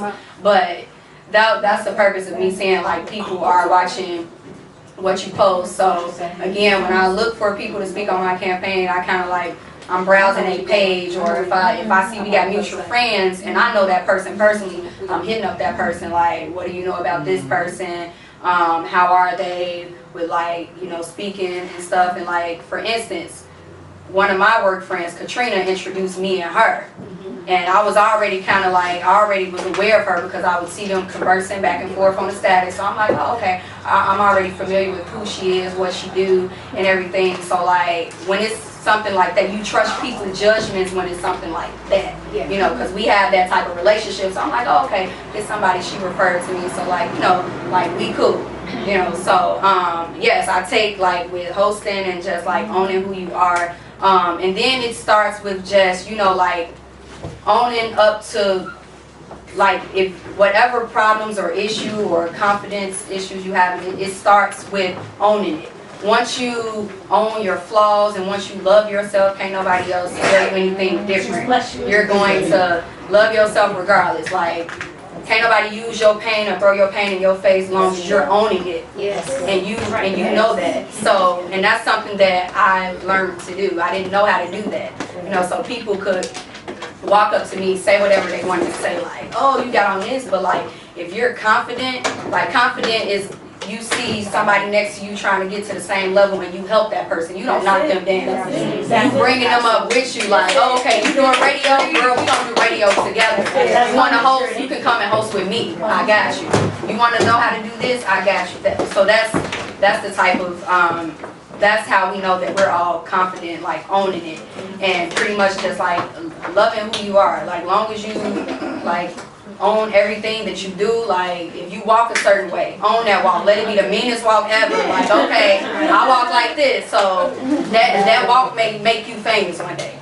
The way you dress may get you to the next. Somebody is looking and somebody gonna like, oh, I like how she walked. Like I want her on my runway. Oh, I like how she dressed. I want her in my magazine, or I want her on my runway. I want to shoot with her. I need her behind my camera because she has something. So I learned how to do all of that over the years.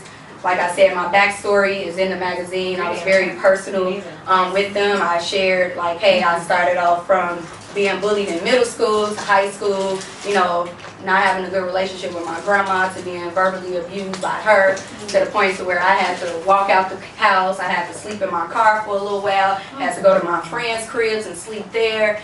Stayed out purposely late because I didn't want to go home, because I was just like, you know, everybody want to be at peace when they go home. Yeah. You know, you don't want to go to your crib and like you feel uncomfortable. You're like, okay, so it's only 2 places on earth you won't have peace: your house and the grave. That's what I was told.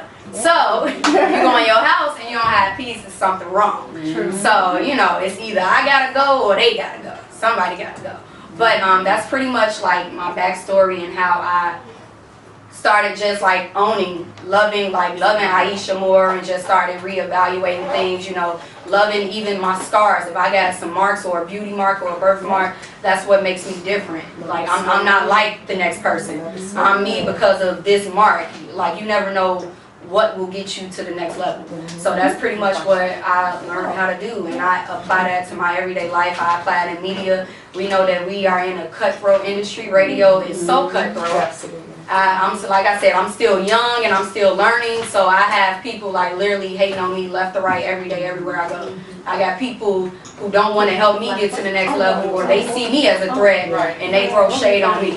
So I won't make it, you know, to the next level. But it's all about, and I don't believe in doing the eye for eye, tooth for a tooth, because that's going to block my blessings, and I don't have time to block my blessings or my money, because I like money, and I'm sure we all do. I like money, and I'm sure we all do. So I don't have time for that. So I mean, you know, the most I pretty much do, I go about my business. I keep going hard, keep being Aisha. I keep going into school, sharing my story, motivating the kids, the youth, the students, and teaching them basically like the same thing that I'm talking to you guys about. Sharing my story and teaching them how to love who you are and pretty much own it. Like, that's what I want to do too. Like you gotta own it, and then you gotta have a voice too. So you know, once you combine all of that together, you are unstoppable. And that's pretty much like what I do today, from hosting to like my everyday life. I just wake up and like I'm the same Aisha y'all see now. That's the same Aisha I'm pretty much I am every day. But we all human. We have our points to where we you know, we gotta like take back a minute. We gotta take a break. We gotta reevaluate some things. I had to do that myself this week. I had to pull myself back from my close friends because it's things that I needed to evaluate about Aisha to make me a better Aisha. So you know, if you got people that don't understand that you have to do things like that, then they not your real friends. They don't really understand. So that's what kind of like taught me, you know. And my mom and them taught me not to let nobody ever hold anything over your head. Like if they want to snitch on you about something, okay, go ahead, but you're not gonna hold it over my head. You're not gonna throw it in my face, you know. So that pretty much wraps up everything that I was saying. Did anybody have any questions, comments, or concerns for me? Or everybody's good? Okay, yes. They have I'm trying to look for it now. They have a fashion show for bullying. They're doing a fashion show, and I thought maybe you was part of that. You're talking about Sherry Gearhart's, Live Out Loud. Live Out Loud? Yeah. Yeah. Oh, yeah, I'm a part of that. Oh, I haven't heard of Yeah, that. Sherry Gearhart. How would we Actually, connect you know what, with you guys? talk with me after I give you her, I'll Okay. connect you guys. All right. Okay. Yeah. I do model training for her. Yeah, sure, yeah. What is the name of the She's on the right now. Now, but I'm looking to start my own. How did you go about starting it and funding it? Oh, wait. Okay. There was a question. I wanna make sure that we hear this and we can hear it on camera. What was it? Okay.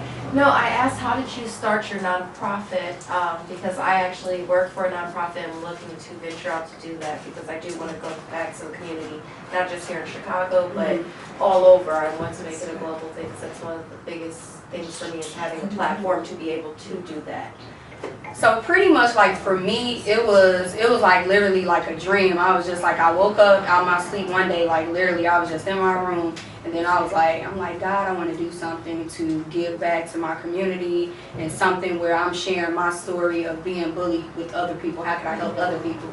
And starting a campaign, and originally it just started off where I was gonna just go to the schools myself and talk to people, and like I was talking to someone else and like we was just on the phone and they was kind of like giving me like, we were texting, they were like giving me like names and stuff, and then I kind of like finalized everything. I was like, it's okay to be you.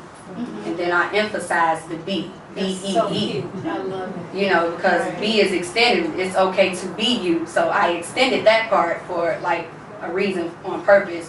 So it was like an idea. I started at my old high school. And then, I started at Perspectives. I like perspective. I'm just mad with y'all. So I started there, and then it went from that school to me like blasting it, a simple social media blast. And like literally everybody just started hitting me up, flooding me with inboxes, comments like, oh my God, I want to hear more about it. Hit me up, text me. But that let the door open for the wrong people to come in my campaign.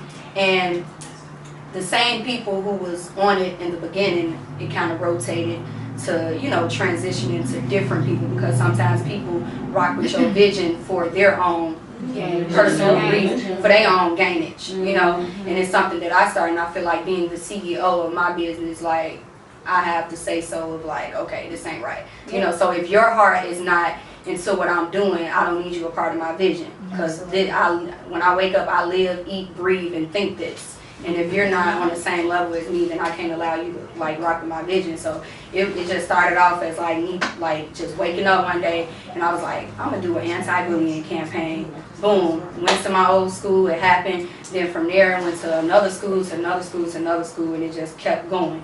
It's currently like not funded. I currently like do everything pretty much on my own, as far as like I just get in my car and I just drive to the schools, I talk to the principals, we map out what days and what times and how many students, what grade level and where it's going to be at, and then I reach out to other people to get them to come and speak on my campaign. And that's pretty much how it started. I actually just applied for a grant that somebody bought me up to. They was like, hey, they having a grant, this would be good for your anti-bullying campaign. So I filled out the application. Not sure if I'm going to get it towards the end of this month, but I prayed about it. Yeah. So hopefully I get it. You know, but that would be the act I'm not going to say if I get the grant. When I get this grant, this will be the first grant that I've had since my campaign started. And I started back in 2016, and actually I'm getting ready to work on my anniversary party in August of this year, so that's in the works. Oh yeah, everyone's invited. So On a side note, I'd like to talk to you before you leave, just have a couple ideas, because I like to pass anything that I can help somebody else grow or whatever. I like to do that. That's just me as a person. Thank you. Yeah, I'm open for that. So that's how I pretty much started the campaign. So it's in the process of being funded. Everything else is like pretty much directed from like me. And I'm part of Talent for Change. It's a kids nonprofit from Miami that is now in town here in Chicago to help the kids, inner city kids here. So we can talk about collaborating, and it's kids, it's helping kids. And so the projects I'm doing with my fashion events and stuff like that, As I'm ramping them up, the percentage is going to help the kids of Chicago, so we gotta talk. Because it is a 501c legal and everything, and, Or if you that's, have that's where we're going into like an it. EIN number Yeah. and stuff, so I have that, but like eventually, like how she was saying, like Yeah. a 501c3, that's huge, and that's something that, you know, like So if that's people what's want to important. give you money and sponsor you, everybody's gonna ask for a 501c3, so they can make sure, and I don't blame them, because they wanna make sure you're not just going on a shopping spree with that money. You know, I would ask for that too, like, you got something that I can see where I know where my money is going, so, you know, that's understandable. But luckily, with some of the, like, connections that I have with people, and they just know my personality and what type of person I am, they pretty much don't worry about that, but I do want it to expand nationwide. I'm working on some stuff as far as, like, how you were saying, like, you wanted yours to go, like, nationwide. I'm working on some stuff like that as well. And then I actually get asked to, like, my inbox is crazy now. I have schools coming left and right. I spoke at the Peace Summit this year, the 2018 Peace Summit at the House of Hope. And then I just got asked to come on board to do something this summer for, like, a group of kids during, like, the summer in July and stuff. So yeah, it's just a blessing for me to be able to do what I do and to kind of connect it and tie it into my career field and what I do in radio. So yeah, that's pretty much it. I want to bring you up to the front to talk about television opportunities and how you have to present yourself and just various things that you can do. So now, hey y'all, I love you too. Hey you guys. Well, so it's a pleasure to be here and, you know, to share with some amazing experts within the confines of our creative space. I'm Erica Malden, but you'll find me, okay, if you're in the industry, say I have two personalities. So it's Erica Malden, but you'll find me on social media at Erica Porter MBA. I have over 30 social media pages. So I deal with social media management, all that kind of stuff. So, you know, from this perspective of the industry, you know. So yeah. And I have a website, ladies and gentlemen. Okay, so we're gonna talk about that a little bit later. But I am a producer by trade. I've been in the television and film industry since 1997. Okay, my oldest is 28. I have two granddaughters. My youngest is 15, so I have 4 kids and 2 granddaughters who are absolutely amazing. So I was a babe. You know, I was a semi-babe in the industry because I was like in my early 20s when I started. I was at the University of Cincinnati, so I've, you know, received my degree in this industry, electronic media from University of Cincinnati, my undergrad. My master's from Xavier University. I have an MBA, so I've been a business owner since for 20 years now. 20 years. And so so my first job in the industry was a receptionist because I knew that I wanted to be in TV, but I just didn't know how to get in there. And the only way that I figured that I could get walk into the business was to say, hey, I'll take the job as a receptionist. So I did it for like 3 months. But when I was going through my interview, I told her, I said that, you just need to make sure that I'm in the, you'll know that I'm going to be in the back in about 6 months. So, you know, this is temporary, but I'm going to give, you know, 2,000% while I'm up here, but expect that you guys are going to have to shift me in about 6 months, and that's what they ended up doing. I ended up becoming, working an engineer. I was the only female in the engineering department, so I was switching TV shows. You know, at that time it was like the other Steve Harvey show and the Jamie Foxx shows and all that kind of stuff. And simultaneously I was working as creative production. So I was an associate producer, so I would write commercials for like car dealerships and stuff, and this was all done in Cincinnati, so I'm not even from here originally. So I'm like an outsider and living in now, but I've been here 10 years. But I've been here now 10 years as of October. When I came, and I'll say this, now what inspired me, that actually helped me to really understand that there's power in words, there's power in vision. When you're given something, it's going to come to pass, but you have to actually be conscious of it, and then you've got to apply action. You can't expect it to fall, in front of you. So I was 16 when I had my first daughter, okay, And I was living in the projects. I've been, y'all, if you look me up, you'll see all my story. I'm very transparent now. I didn't used to be this way, you know, but it's all about branding. We're going to talk about that in just a moment, okay? So I was 16 years old when I had my first dog, my first child.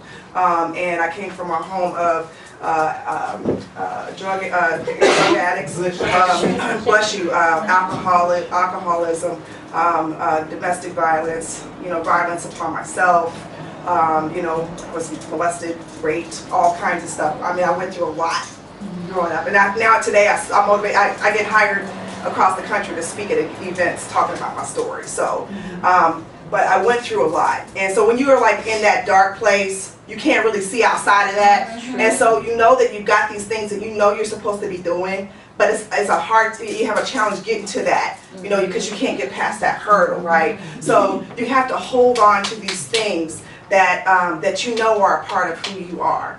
And so, and I'm talking about the vision, okay? So one day, I was pregnant with my daughter.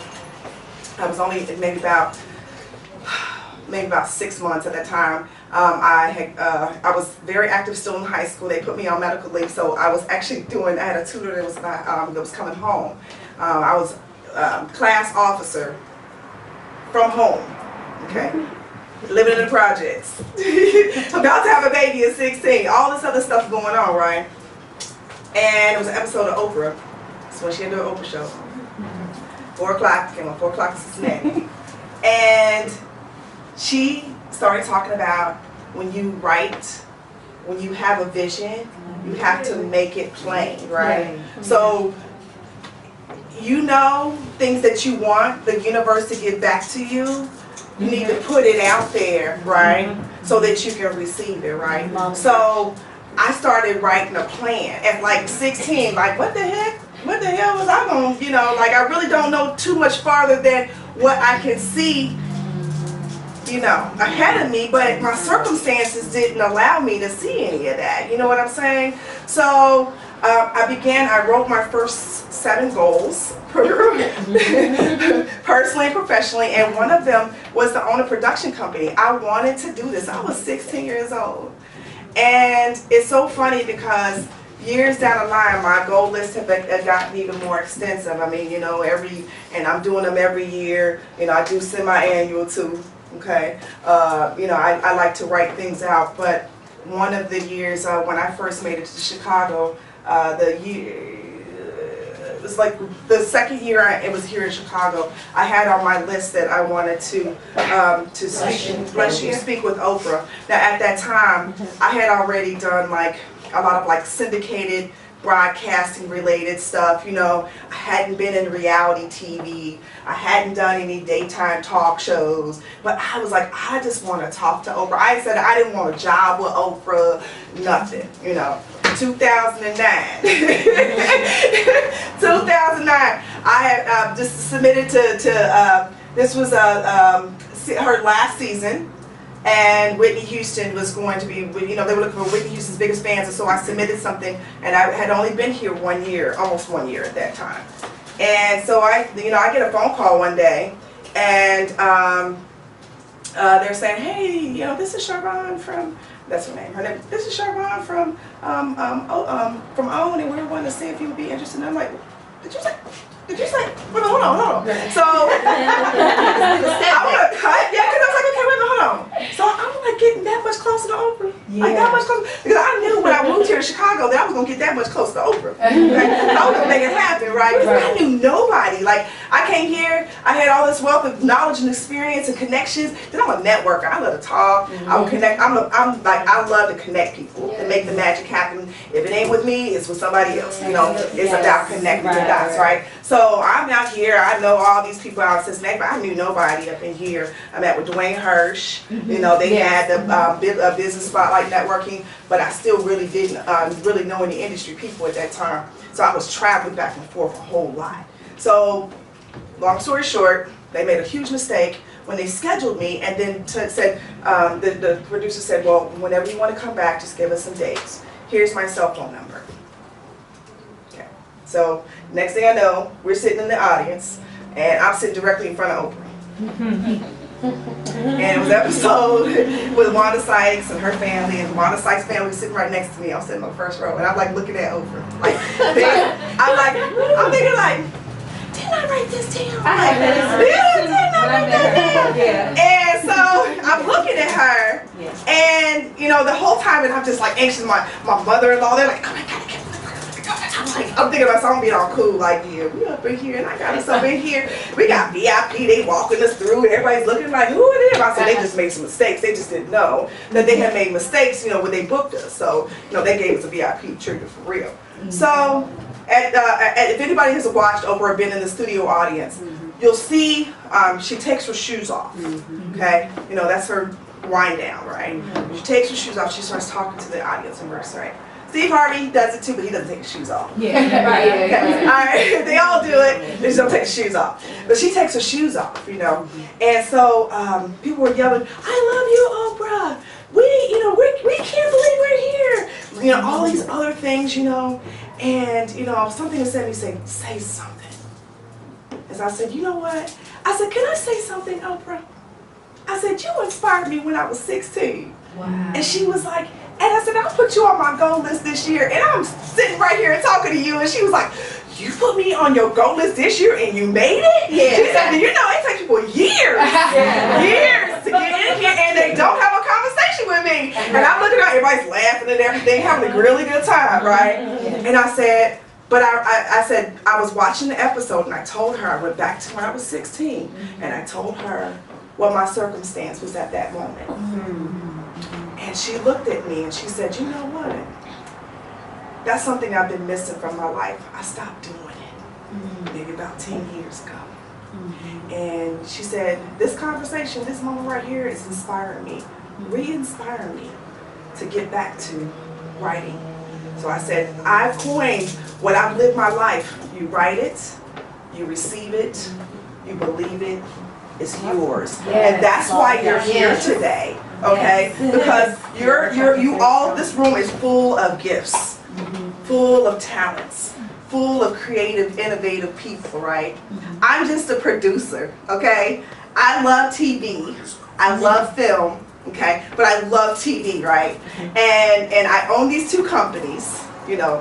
I have one's called Edit Talent Group. You guys can look it up. Edit Talent Group. Yes.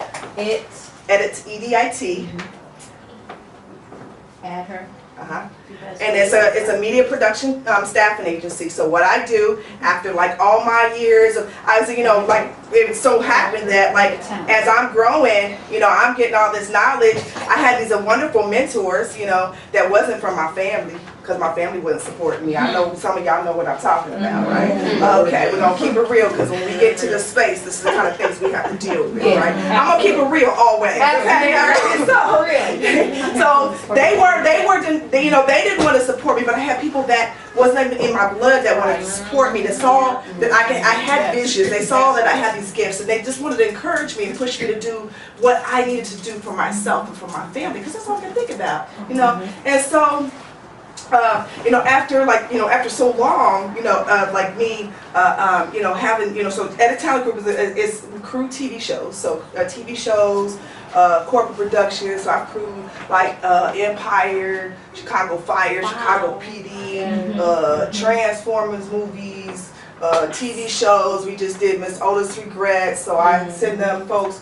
One of my shows is down in this building. Black Ink Park. So we crew, but I also, you know, the visions don't stop. But you don't just get one. And I said, I want to move around because this is me, right? Yeah. But you don't just get one, right? You don't get one vision. Right? So, was this 2018? 4 years ago, I woke up one day and I was like, I'm giving my resources and my time away to these production companies. Chris Abrego was my boss. I was my friend, he was my boss over another. Anybody know who Chris Abrego is? He dominated reality TV. Yeah, he's the reason why reality TV really yeah. You know what I'm saying? Every show. Yeah, real world. Every show. So he's the one, he's the one, Chris Abrego is the one that really coined the whole idea of taking reality and celebrities. Yeah. You know, so they call the celeb reality space, right? And so, you know, I had worked with all these different, I was providing service for all them, you know, because he was, at that time, that was called 51 Minds. That's when it, you know, but now he's actually Steve Harvey's, well, he was Steve Harvey's boss over here when he was down here in Chicago. Now, Endemol is in partnership with NBC and Steve Harvey, you know, his production company or what have you. So anyhow, so I have edit talent groups, so we crew the TV shows. So sometimes or live productions. I do Steve Harvey's galas. I do Common's galas. I do, yeah, like agency. McDonald's is one of my clients. So I do like not just TV per se. I do things on the other side, right? So then, like I said, 4 years ago, I woke up.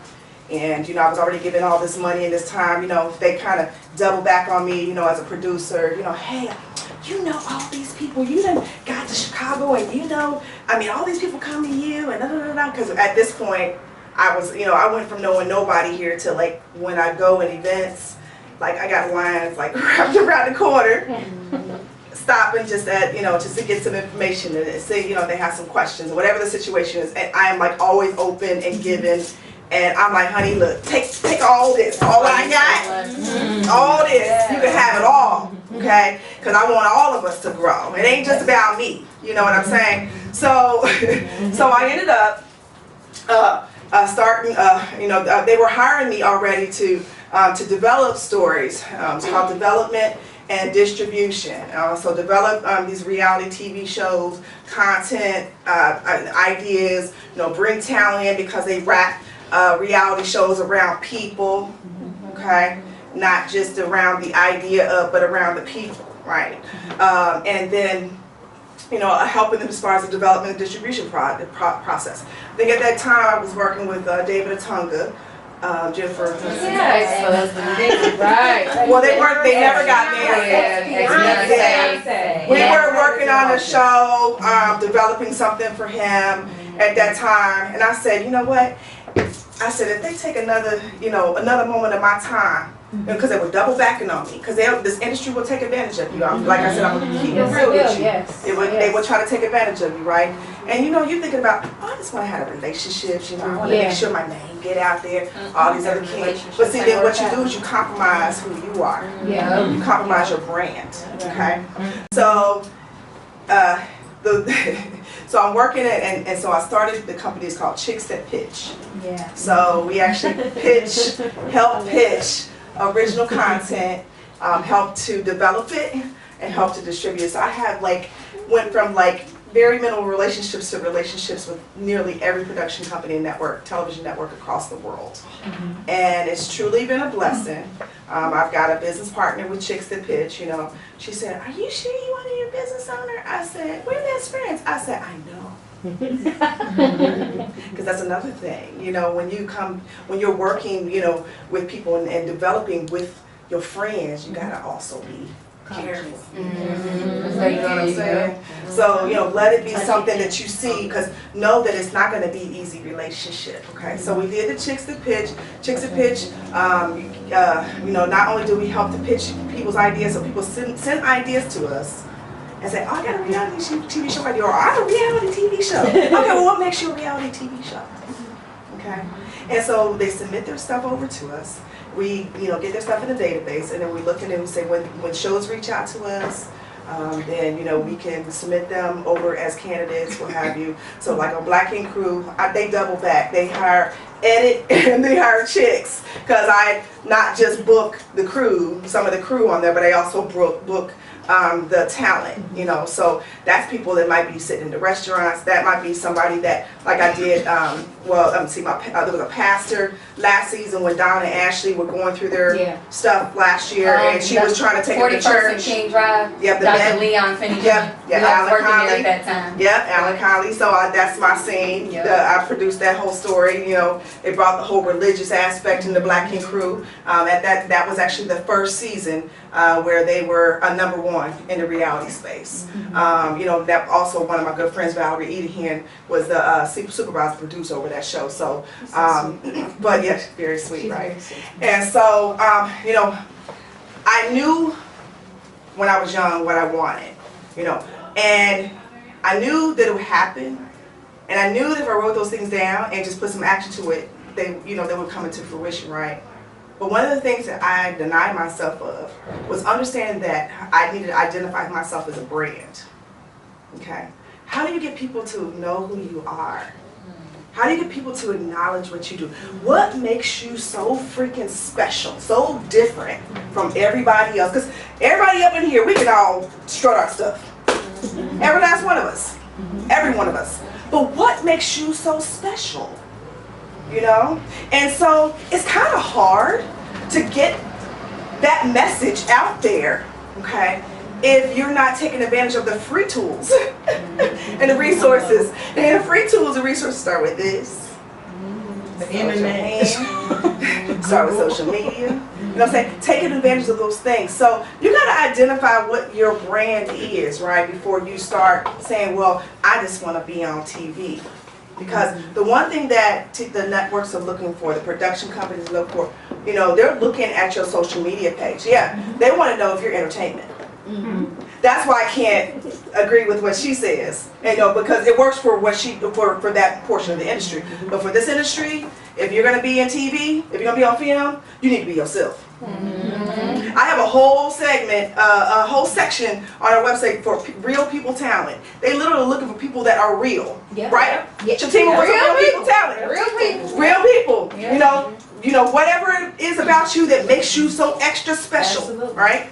You know, paid for it. Yeah, and you get paid for it, right? Exactly. I know what they were saying as far as, and I'm sorry to cut you off, but like I saw an interview with Black Ink was just at the job like before, just at my job before the new episode aired, and like I was listening to how like Four and Don and all of them was talking about how a lot of people think that those things are fake, but they actually real. Well, okay, some of them. Well, the stuff is real. The stuff is real, but it's a story-driven concept. So even though it's saying that it's unscripted, it's scripted. Yeah, I used to have a job. One of my jobs, I was a story producer. I literally had to sit back and watch. They had a camera set up, right? I sit back and I write everything that goes down, what time, and what was, and then highlight what was most important and what seemed like it would be great for TV, and then I would send the notes over, and I would do it like a summary. You know, this is the crazy things that happened today, blah blah blah blah blah. And so then they would take that, and the above the line team, you know, the lead producers, executive producers say, okay, Erica just gave us some great story. This is what we need to pull from this, and then we're gonna cut it together. And even if it was shot on a different day, it's gonna fit into that piece. So we talked about that. They call them pickups. So it's scripted, unscripted. Yeah. We'll leave it at that. But I've seen like exactly what you was talking about. I was at a couple of parties that Black Ink had, and it was the producers was literally saying do this and do that, and I was like, really? And you know, and here's the thing. Part of the reason why I started Chicks That Pitch, because I was one of those producers that say, you know, you want to go ahead and knock this crap out of her. You know, you want to, you know, you want to go ahead and just say some instigate. Right. You're an instigator. You know, that was me. Okay, that's because I was getting the check for it. I was getting the check for it, but see, that's not me, right? I'm not an instigator. I'm not that. So, you know, I had to take matters into my own hands, okay, and create a space where I could really, truly, you know, help my vision to be manifested, right? And so I said, I want to do feel-good TV. I want to do stuff that makes people laugh, that makes people cry, you know, that just, you know, that helps to build communities and stuff. And there's so much stuff out there. And at that time, you know, they were talking about, we want ratchet, we want screaming, we want fighting, we want blood, we want liquor, we want, you know, and one day, and it was so crazy because, you know, Chris Abrego, we were on a phone call, was actually it was really interesting because I was working on a project that involved a beauty salon that the show never came to fruition because she was running her mouth and it got to T.I.'s wife, Tiny.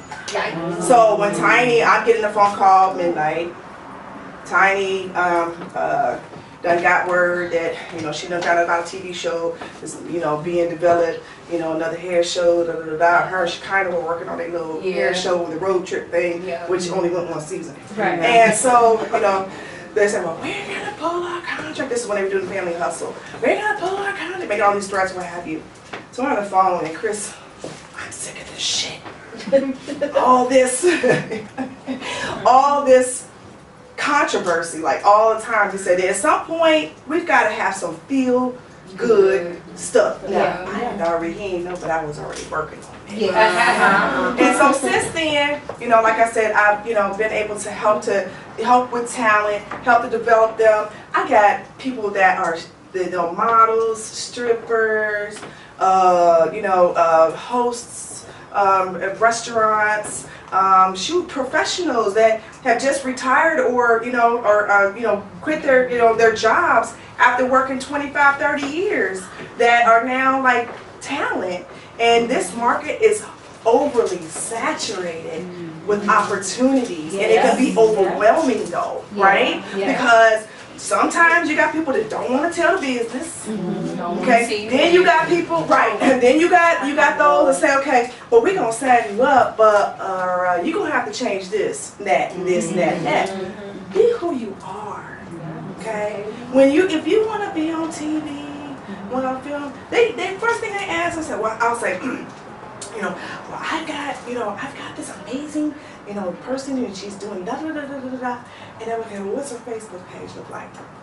What's her Instagram? How many followers she on Instagram? How many views she got on her videos? They want people with big followings and views. And you can have, and here's the thing, you can have 2 Facebook pages, right? You can have your pro page, you can have your regular page. Your regular page you want to keep private, that's your business, okay? But that other page, whoever you are, identify not just with one role, okay? Not with just one role. If it's just modeling that you want to do, then let that just be it. But if you're trying to do a whole bunch of other things or trying to really open that space for yourself, you got to be who yourself. Yes. You have to be, because that's how they relate to your brand. These days, shoot, people look at you sideways. If you're a business owner, and they're like, okay, well, I ain't gonna give them my $20 because I don't know nothing about you. What you gonna do with that $20? You know what I'm saying? That's the attitude that this market has, you know. And so you can go on honey, I'm all out there, honey. You gonna know about just go and look. Right. Let me tell you something though, for real. What that did for me though, it started healing in me. And then my healing, it was transferable to the world. Right? So all these people out here like hitting me up on inbox. I need advice on relationships. I just need to talk to get through that. I had somebody inbox me yesterday that said she's been on suicide watch for 4 weeks. I deal with not just industry people, I deal with people that are really truly hurting, you know. But they had to see my transparency because now I know that I'm fully walking into my mission. Because my mission is not my job. That's it. It's not. Your mission is not being a model. Your mission is not being, you know, social media guru. You know, it's not. You know, your mission is so far beyond that. You know, so you have to identify what that is, right? And then coin your life, adapt your life, you know, adjust your life to fit that. And if it means it's outside that box, so what? Because that's where you're going to get the exposure, right? Nobody says you got to be out the box and do it negatively. Nobody says you got to, you know, ass out, tits out. Nobody says you got to do all that. You know what I'm saying? But, you know, if you want people to identify, you have to determine what in you makes you so special. What makes you so special? Think about that. What can you do with your eyes closed and your mouth taped shut and your hands tied together and your feet bound? Like, what can you do that you were born with and you ain't even got to be taught? That's where your money maker is. You know what I'm saying? saying? Yeah, That's where your money maker is. So if you guys, I'm gonna leave it at that because there's a whole lot more I can do. More stuff. But you know, and like I said, I speak. I just left. I gotta go back to Dayton. I just left Dayton. I gotta go to Roanoke, Virginia, Lexington, Kentucky. I do speaking engagements, so I do motivational speaking. It's a combination of how to turn your pain into purpose. Yes. And That's what was in my article. yeah. And, That's what was in mine. I need to read that. Yep. Yeah, so it's turn your pain to purpose. And so, you know, now people know me. I was Erica something. They call me Media Maven worldwide now. Yes. So, and I've got a book that's coming out. It's called Confessions of a Media Maven. So it's a memoir, it's a motivational memoir. So it talks about, you know, not just my personal life, but, you know, the career and, you know, my goal, you know, and my mission, my purpose to help to change the world one person at a time, you know. And so, you know, if you guys, you know, because I know I need a jet. Yes. But find me on all social media platforms and my website. And if I see any of y'all up in here again, and you say you ain't got a website, we're gonna have a real conversation. Because let me tell you something. You ain't got. Okay, yes, you want to get to the point where you can pay somebody, but there's a lot of stuff you can do out here where you ain't got to pay nobody to do it. Okay, you got Wix. Yes. You got Weebly. You got GoDaddy's a little boo, Jake. Yeah. But you got GoDaddy. But you know, I got a website. Tell me really quick, because I know you gotta go. Yeah. As far as websites, Yeah. because I keep hearing that even as a mom, you need a website. Yes. My Yes. question is, what are you putting on the website that you can't put on Instagram or Facebook? Well, you know, here's the thing. Right, no. Here's the thing. You want to tailor your website so that it's a combination of those things. It's like, you know, it's almost like somebody looking at it as a curriculum vitae in the business world. Yeah. If you're a corporate, you know, if you had a corporate job, they want to look at your landscape, what you're all about, you know, and then, you know, take advantage of, so right now, okay, it may be a model website. What other services do you provide? Are you a host? Yes. You know, are you know, a brand ambassador? So you want to have them different tabs. You know And what it I'm gives saying? them a back through like a view of what you do. Like if you're a photographer, people like, well, how can I see your work? They're gonna instantly go to your website, and that's how you get your bookings and, you know, all types of stuff. They're gonna look at. They're gonna Google. Here's the thing: if you can Google a person and they don't have a website, Yeah. if somebody's calling themselves a company. Yeah. It gives credibility. Yeah. More credible. Yeah. You should be able to just Google their name and then a website is attached to them. That's it. That was around before social media, so we ain't got no excuses. Okay. Yes. So, but yeah, find me on Erica Porter MBA. DM me. Don't Facebook inbox me, because I promise you get lost in the shuffle between the career industry folks and the people that just need some additional support and the dudes that always hit me up like crazy. Can we look for you on Instagram? Yeah, on all of them. Erica Are you on Porter. Twitter? ERICKA. And then I've got like all these different organizations, groups I developed. I started on social media, Black Girl Media Magic, and all the all these women in industry here in Chicago, black women. I got a turquoise dress, ERICKA. Yeah, that's it. Yeah, you can follow me. I'm not. Oh, there you go. I'm not hitting on there. So yeah, you got me though. Yeah. So Black Girl Media Magic, Black Industry Makers. So if you're a radio personality, or you want to learn, or get the experience and knowledge. We have hosts 6 days a week and we promote you. So, like I'm already thinking about having a couple of people to be interviewed, including Emily, on Black Industry Makers. We're very popular. It's on Facebook. So there's a lot of other things. But if you just reach out to me, I'll send you everything. But if you Google my name, especially the Erica Porter MBA, you'll see all that stuff. So yes. Yeah. Just a final thing. Just as a creative entrepreneur, I'm launching a magazine. I'm launching a independent radio station. I'm launching the fashion events.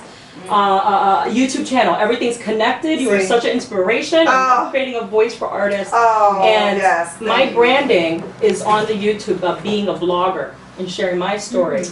Yeah. There right? you go. That's the next Yeah. step. 'Cause I can't just help everyone. I gotta also present. You have to, myself. right? Because see, you know, you were brought And into that's this. where people are training me to put myself in the spotlight too. Yeah, And because- this event yes. by Shetima, thank you so much Yes, for giving the fantastic. opportunity Yeah. for us to give Yeah, offers and yeah, and you're absolutely correct. Let me tell you something.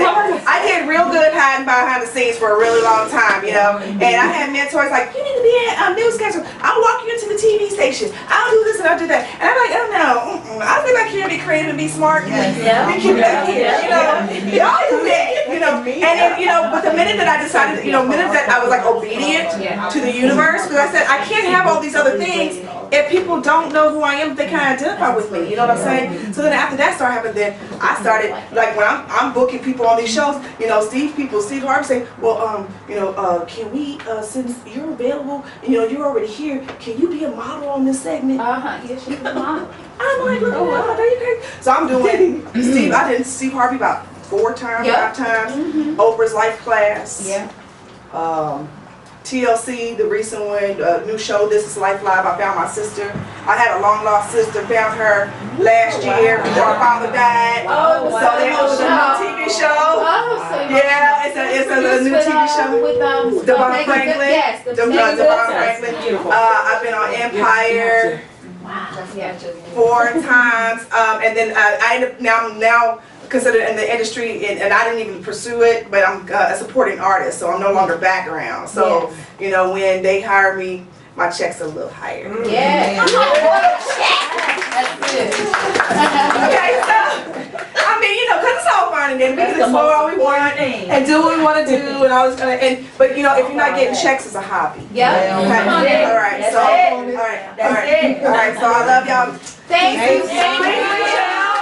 Reach out to me. I'm serious, and I got you. Is the CEO, president, owner, I give you all sorts of titles, of MC Casting. He casts for Case Files, which is like, yes, Case File TV is an Emmy award-winning show. Like, who wouldn't want to be on an Emmy award-winning show? And he also casts for other upcoming projects. I know he has some modeling opportunities. Him and I had a conversation about doing more modeling opportunities and things of that nature. And his topic is going to be how to be professional on set and what is the producer and also the director is looking for. So, And I also want to talk about the application process. the application process. So, let's give Matt your. She got you? Okay, awesome. She has you. Okay. You want me to scoot over here? No, she's good. Okay. Okay, so I'm Matt Campbell. I have my own company, MC Chicago Casting. I'm also a producer at Halo Media, which that's where we do the Case Files TV show, and we also make crime documentaries, in which we've been able to sell some to Sundance, Showtime, Netflix, Apple, our works all over those sites. I'm also an actor and a model too, but I would love to tell you all about my movies and stuff because I'm excited about that. But I am here today to talk to you guys about casting and how to get booked. And I have a lot of insider tips for you guys that you guys can use in your application process and when you're trying to book some jobs for yourself. So the first rule is always know what you're applying for.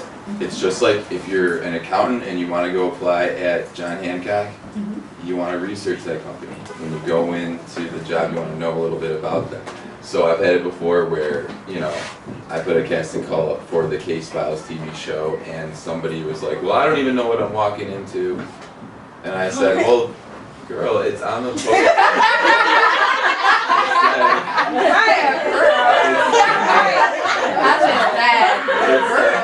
It says, like, this is the, you know, we're looking for people to be in the reenactment scenes for the Case Files Chicago TV show that airs every Saturday on the CW. I don't know what else to say. But I don't know, you acted like you were walking into like a Craigslist ad. You're a host.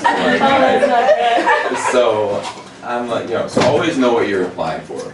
There's a lot of people that I noticed that, you know, they apply to every single thing that they might even remotely close fit. And that's okay, but just keep kind of a radar of kind of like what you applied for, and like so when it does come back, if you do get a call back or you do get an inquiry about your availability, you're not like, okay, what was this for again? Yeah. You don't want to do that. The people are going to be turned off. The clients are not going to like that. Follow instructions. You know, on the when you see, you know, if you see the posting for it, make sure you follow all the instructions, send the email complete with all the information that was asked of you. You know, preparation, in terms of preparation, you know, it's kind of annoying sometimes as me submitting this stuff myself, it's kind of annoying to have to like every time type in the whole thing. So what's easy and what I encourage people to do is have a template ready. Have a template ready and your drafts are on a file on your desktop so you can copy and paste your whole information, but don't stop there, because if you just send the full thing with more than information, like your shoes, that we didn't ask for shoe size or dress size, like all this extra stuff, don't do that either. But it is easier to then copy paste the full thing, but then delete the shoe size, delete the, make sure it's still just what they asked for. Because people will talk about it. We'll throw the cat submissions on the flat screen and go through them, and if people like there'll be comments like, oh, they didn't follow instructions, and so you know, that's a big thing. Pictures. I wish he was still here. Pictures are huge, and it's probably one of the most important things in your submission process. Pictures alone, like the better your pictures are, I think the better chance that you have to get booked. I think it's important to go see somebody like him at least once or twice a year and spend a little money on some really good quality shots. I also think it's important, and there's you know, people out there that will charge like a much more reasonable and feasible rate for you if you want to get some, just especially for actors too, if you want to just get some fresh stuff for your submissions and just to put out there. So then, either if you want to show different looks or just to have something fresh that you could add to your submission, so it's not like the same pictures every time, type of thing. So pictures are very important. So basically, in terms of the application process, I have a quick that's question. where I'm you, sorry. yes. How, for the pictures, how old or how far back for the pictures did you go? Well, as long as you still kind of look like that now. We had an instance we had a job for a music video, and we needed a lady to play a suburban mom with blonde hair. Well, she sent all the pictures of the blonde hair, and then the day of the shoot, she called me and she's like, oh, by the way, I have pink hair now. Is that going to be a problem? And I was like, well, yeah, kind of, because like suburban moms don't really have pink hair. So, like, thanks for telling me that. So that's very important. You don't want to, even if, let's just say, you might look better in the different color hair or something, at least make an indication like, hey, my hair is pink right now. Yeah, or my put hair it on the is, application. yes. Yeah. Be very like thorough in your application process, and like, guys, this is where the stuff's won, especially when you're applying on your own, like your agent's not making you be like exclusive or whatever. This is where like a lot of it's won, and the simplest thing to do is just have your pictures, like have good pictures, and just follow the instructions, and don't be a brat, basically. When you're, yeah, like I've had people ask me all these questions, like, is this show even on TV or just YouTube? And I'm like, well, first of all, it's not on YouTube. It's not, if you just read and do 2 clicks, you could have watched like videos on the Case Files page. They have their own page for the show. Absolutely. You could have like looked at it. So I'm asking questions. I'm like, who's yeah, Who's the person? like, is my show on I'm asking a TV? question. Next, you know, so like, just always be mindful of that. Okay, the next big important thing is being professional on set, and I'm not here to like come down on you guys, but this is like a huge thing if you want to get rebooked by like the same company or something like that. So when you first arrive on set, make sure you go right to the check-in and take care of that business. Once that's handled, figure out what they want you to do next. It's okay, I know we're gonna always sometimes see like familiar faces or like new people that we might want to network with, and that's all fine. My suggestion is to just wait for a time, like figure out everything, what's going on first, what they want from you, where they're gonna send you, if you're going to hair and makeup first or whatever. Make sure, because you're there to work, you want to make sure that's all taken care of. Try to keep the networking and stuff like that minimalized to situations where like you're going all to the food, get the food table, go to craft food services, or getting, you know, the most important thing is to be attentive to what's going on. If you're on a TV show or you're on a modeling set, be always aware of like if somebody's gonna come around to like get you. You don't want to get caught like talking really loud or like this and that, like when they come to get you. You want to be like, you can talk, but try to be quiet and, you know, do your thing, but like just always be aware of like what's going on around, and just always be ready. Like that should be the priority. Like get all your stuff ready, and then go to network and share Instagrams and Facebook and exchange all the information and talk to old faces that you might have like come across. There was a time early in my acting career where I did background work a little bit to just not only as for an actor, but like I wanted to observe how people did it on Chicago PD and like Empire and like learn that way as a producer. So when I go do my producing jobs, I can learn that way. There was an instance where it was me, we were all playing SWAT team guys in like vests and tactical gear, and it was like 4 other guys and we were getting coffee, and the 4 other dudes were like talking, and I was just like I told you guys, I was listening to them, but I was also watching like if there's any producers or PAs or anybody gonna come around and like talk to us. Sure enough, this guy came up, he was one of he's an AD, I think, and he looks right at me, he's like, you come with me, and instantly I got like, he gives me a clipboard, he's like, sit, this is your desk, write, like, just pretend you're writing something, as soon as the sergeant and the other dude come in, go right up to them and be like, can you sign this, sergeant, you know, whatever. And so, like, I just got bumped up from, like, walking around in the background, like, looking for evidence to, like, now I'm, like, a featured part of the scene. And that was just based off of just being ready and being attentive to the situation and not just, like, talking off on the side. And that's happened before to other people. If they see you and you're just ready to go, you might get bumped up. If you're a model too, background or featured stuff, I know Empire does a lot of stuff like that. That might be something good to do for your, you know, if just in the meantime, if you don't have a job booked for a certain day, they like, you know, there might be featured models in a convertible or like featured models in Chicago PD at the pool with the main characters walk by and like it's integral part of the scene. Don't exclude yourself out from that. That can be something, you know, and it might be fun to add to your page. Like, hey, I did a TV show today. Like, I'm a model, but they wanted models for this, you know, something like that. Let's see, what else? Treat staff members with respect. Everybody's dealt with like a really rude or mean like PA or somebody that's like facilitating things. Doesn't matter. They're them, you're you. You're not rude. You're not, you always just, you don't have to bark back at them or like have an attitude, just always stay, remember you're yourself and you need to conduct yourself as such. Doesn't mean if they're rude, that's terrible that they're a bad person, I'm sorry, you know? But I'm not gonna change myself to like. Keep yourself neutral. Exactly, so always remember that it's your brand still too and who you are. Don't. Yes, and exactly, and don't stoop to that all level. All of those PDs and producers be knowing each other. Absolutely. Other TV shows, so that'll mess up your chances of being booked on And they'll call 4-star really quick. Exactly. Oh yeah. One bad word and you're done. Yeah. Always be aware. Okay, don't wander off. We had this issue on a hair shoot last week for like a high-end, like a luxury brand, like for wigs and stuff. They were like looking for one of the models. They're like, where is she? Like they were at this really nice restaurant for the shoot that they got. They found her like on another floor, like in the kitchen, like taking selfies, like on the side. Like they're like, hey, we need you like down here. Like you're like up. Like and there was like a call sheet too for that shoot. There was like a whole schedule too and everything. So she knew that too. So they were telling me like, we're having a problem with this girl. Like so I had to talk to her. And if I cast for something for modeling, like. If it's either like music videos or like photo shoots or something like that, I'll usually go and just because I wanted to, you know, be almost like a bridge to it because I'm the one that found the girls. Yeah.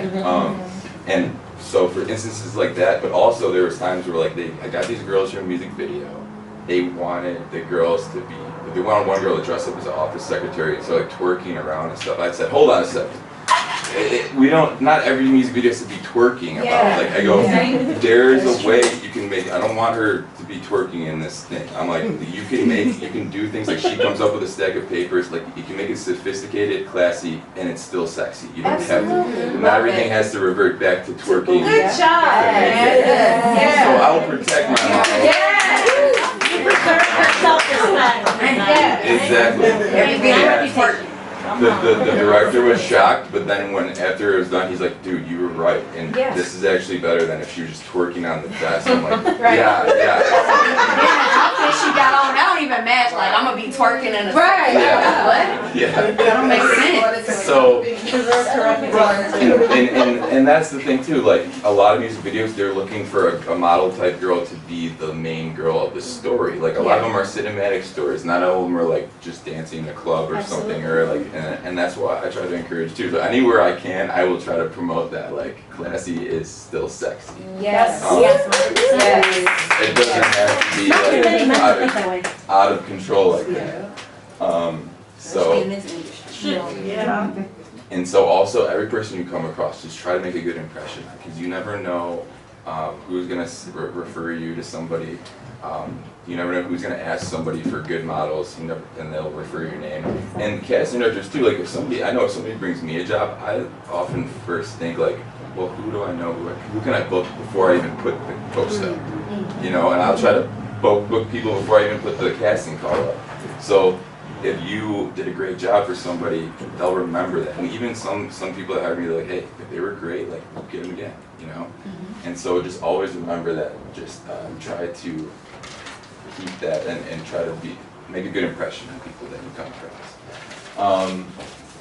Okay, so moving on to what casting directors are looking for in talent. Okay, so like I said earlier, your application process and your submission process is a huge part. That's what we do. We just go, we'll put on the TV and we'll just go through the submissions. And what we usually do is just like write a list, like the first time through, of like potential people that could be good for this role for acting, or like could be good for this modeling gig. Then we go back again, and now it's like, now we got a shorter list, you know? So your application process is so huge. Like I said, the pictures are such a huge part. Your past history with the company can get you another job, like keep booking again, leaving a good impression, like I said. I guess I just said all this stuff just before this. But yeah, just make sure, you know, always be aware of yourself. Like, always be aware. You never know. Like, you just want to be always on your best behavior, and you don't want to be the one, you know, that PAs have to go tell the casting company, like, don't book this person again. Yeah. You know, Because they will do it. they will. They will do it. We have questions? Oh, yeah. Oh, Yeah. I was the first person, sorry. But everything that you was pretty much like saying, I experienced that this year as getting booked on Empire, because this was my first year getting booked on Empire as an extra twice. So, like, it was my first time seeing how behind the scenes work, as far as like how you were saying assistant PDs and PDs, and like I was able to meet some of them and see, like, you know, like how they move and how they operate, and like how you was saying, you know, like as far as what they looking for, I could say like that's true, because like I experienced that, because I was just like, you know, they say like, you know, quiet on the set, like be quiet. It was like literally still people like talking. It was like no phones, you know.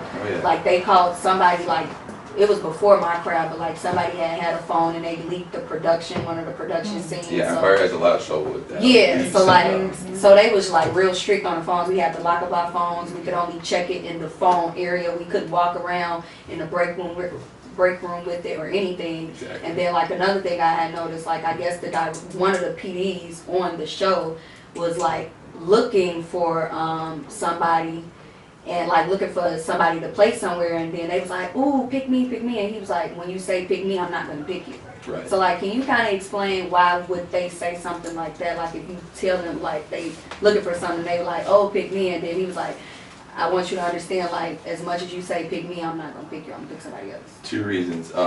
First of all, what I noticed, you said like they were looking for somebody else. They will remember that, like, where's the girl in the red top? We wanted to place her here. And if they come looking for you and you're not there, like, wow, like I'm sorry, that's horrible.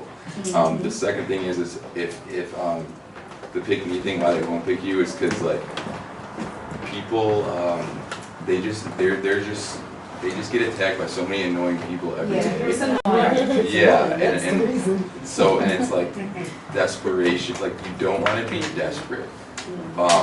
That's the one thing I did forget to talk about. I'm glad you brought that up. Desperation is not a good characteristic to have. You want to find this happy zone where it's like, let's just say if you do a scene with Terrence Howard, one guy I saw, he went up to him afterwards with his phone, or like tried to like talk to him. There's like, you want to approach the situation like with her that just spoke, you know. It's like when we message her, if anybody wants to reach out to her, it's about kind of like how you go about it. You don't want to be too desperate. Don't want to come off as desperate. Just be humble and just like, hey, you Just know. be yourself, baby. Yeah. So in terms of like, you know, And I noticed that too, like that was an issue that was like had to all of that happened behind the scenes on Empire. oh, it's an everyday problem. Yeah. That's why I wanted you guys to know. Different. And then some of the same It's all like it's PDs so from some of the same PDs from Empire was on another show I got booked for called Infamy. It was a pilot show. Yeah. Infamy. So like some of the same producers from that show was on this show. I was like, oh, I remember you. So like, See? and some of them remember my face. Now let's just say you made it. You had a small conversation with one of those producers. And I did. Now it's appropriate to add them on Facebook, I think. You know what I mean? Yeah. But don't add them from nowhere or whatever. Like you didn't meet them yet. And also, like to put it into perspective, like I have some friends that make their own films, and you know, if I want them to act in it, I won't like. I might drop like a little bit. Hey, if you need me for the film, let me know. Not like, hey, like. Am I in? Am I in? Am I in? Can I be in it? Can I be in it? Just one, like, just hey, like, if you need me, let me know. I've had people like that I'm friends with on Facebook still, but like they auditioned for one of the pilots that I'm producing or like a film that I'm producing. They keep messaging me, hey, we're like, dude, we said you get an email by Sunday if you were here by Sunday if you get the part. Absolutely. And then he keeps messaging me like, did I get it? Did I get it? He messaged the writer, we're like, dude, we're not gonna ever want to work with you. Yeah. Right, it's impatient. Because now I feel awkward. Yeah. It's hard enough for me, like I, you know. And that's something I noticed with like Guild Talent too. Like when I went to the casting call, they was like, you know, okay, the casting call was Saturday. They was like, do not hit us up on Tuesday, following up, and this, that. They was like, you know. Yeah. So it's like you pretty much, you gotta like, you could follow up, but like you're like, it was just Saturday, so they not gonna, no way they gonna have an answer by Tuesday or the week after they had a lot of auditions and seen like a lot of people in one day. Yeah. So it's gonna take time. Yeah, just use common sense and just don't be overly like, you know, desperate or annoying or like that. That's like you saw like I pick saw me everything. and they're like no, I will not. Be like, you know. So that's just stuff that goes on. Yeah. I've done Empire. I started doing background work in the modeling thing probably about, I'm 47 now. I started when I was like 45.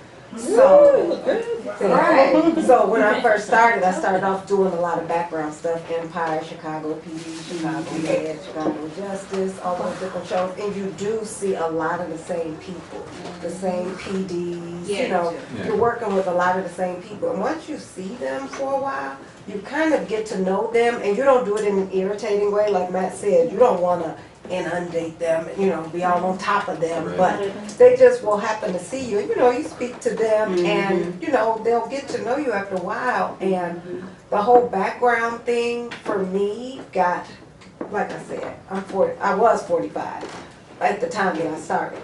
The background thing for me got old a little fast. It was fun at first, but after I'd done it for about 3-4 months, I was like, yeah, it's a little much, especially when Empire took the phones away. Said no more phones because they did have a lot of issues. Right, I'm like, what in the heck am I supposed to do for 9 hours while I'm on set?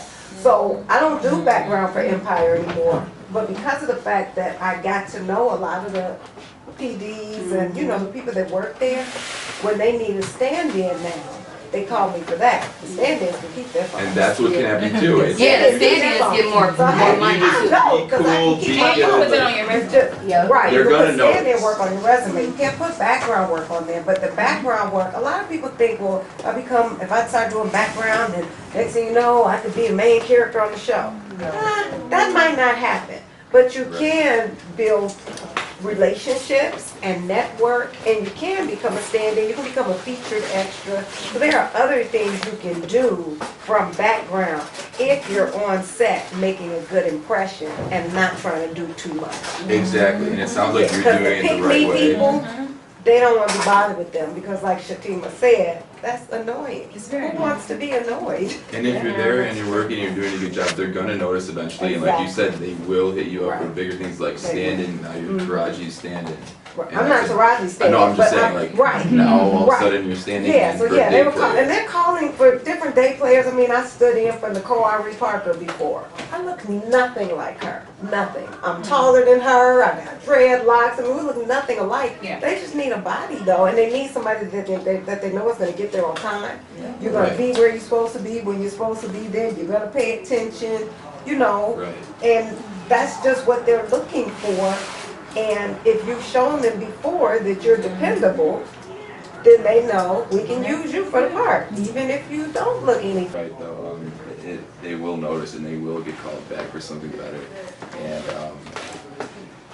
yeah, you just can't be too, like, annoying about it, you know?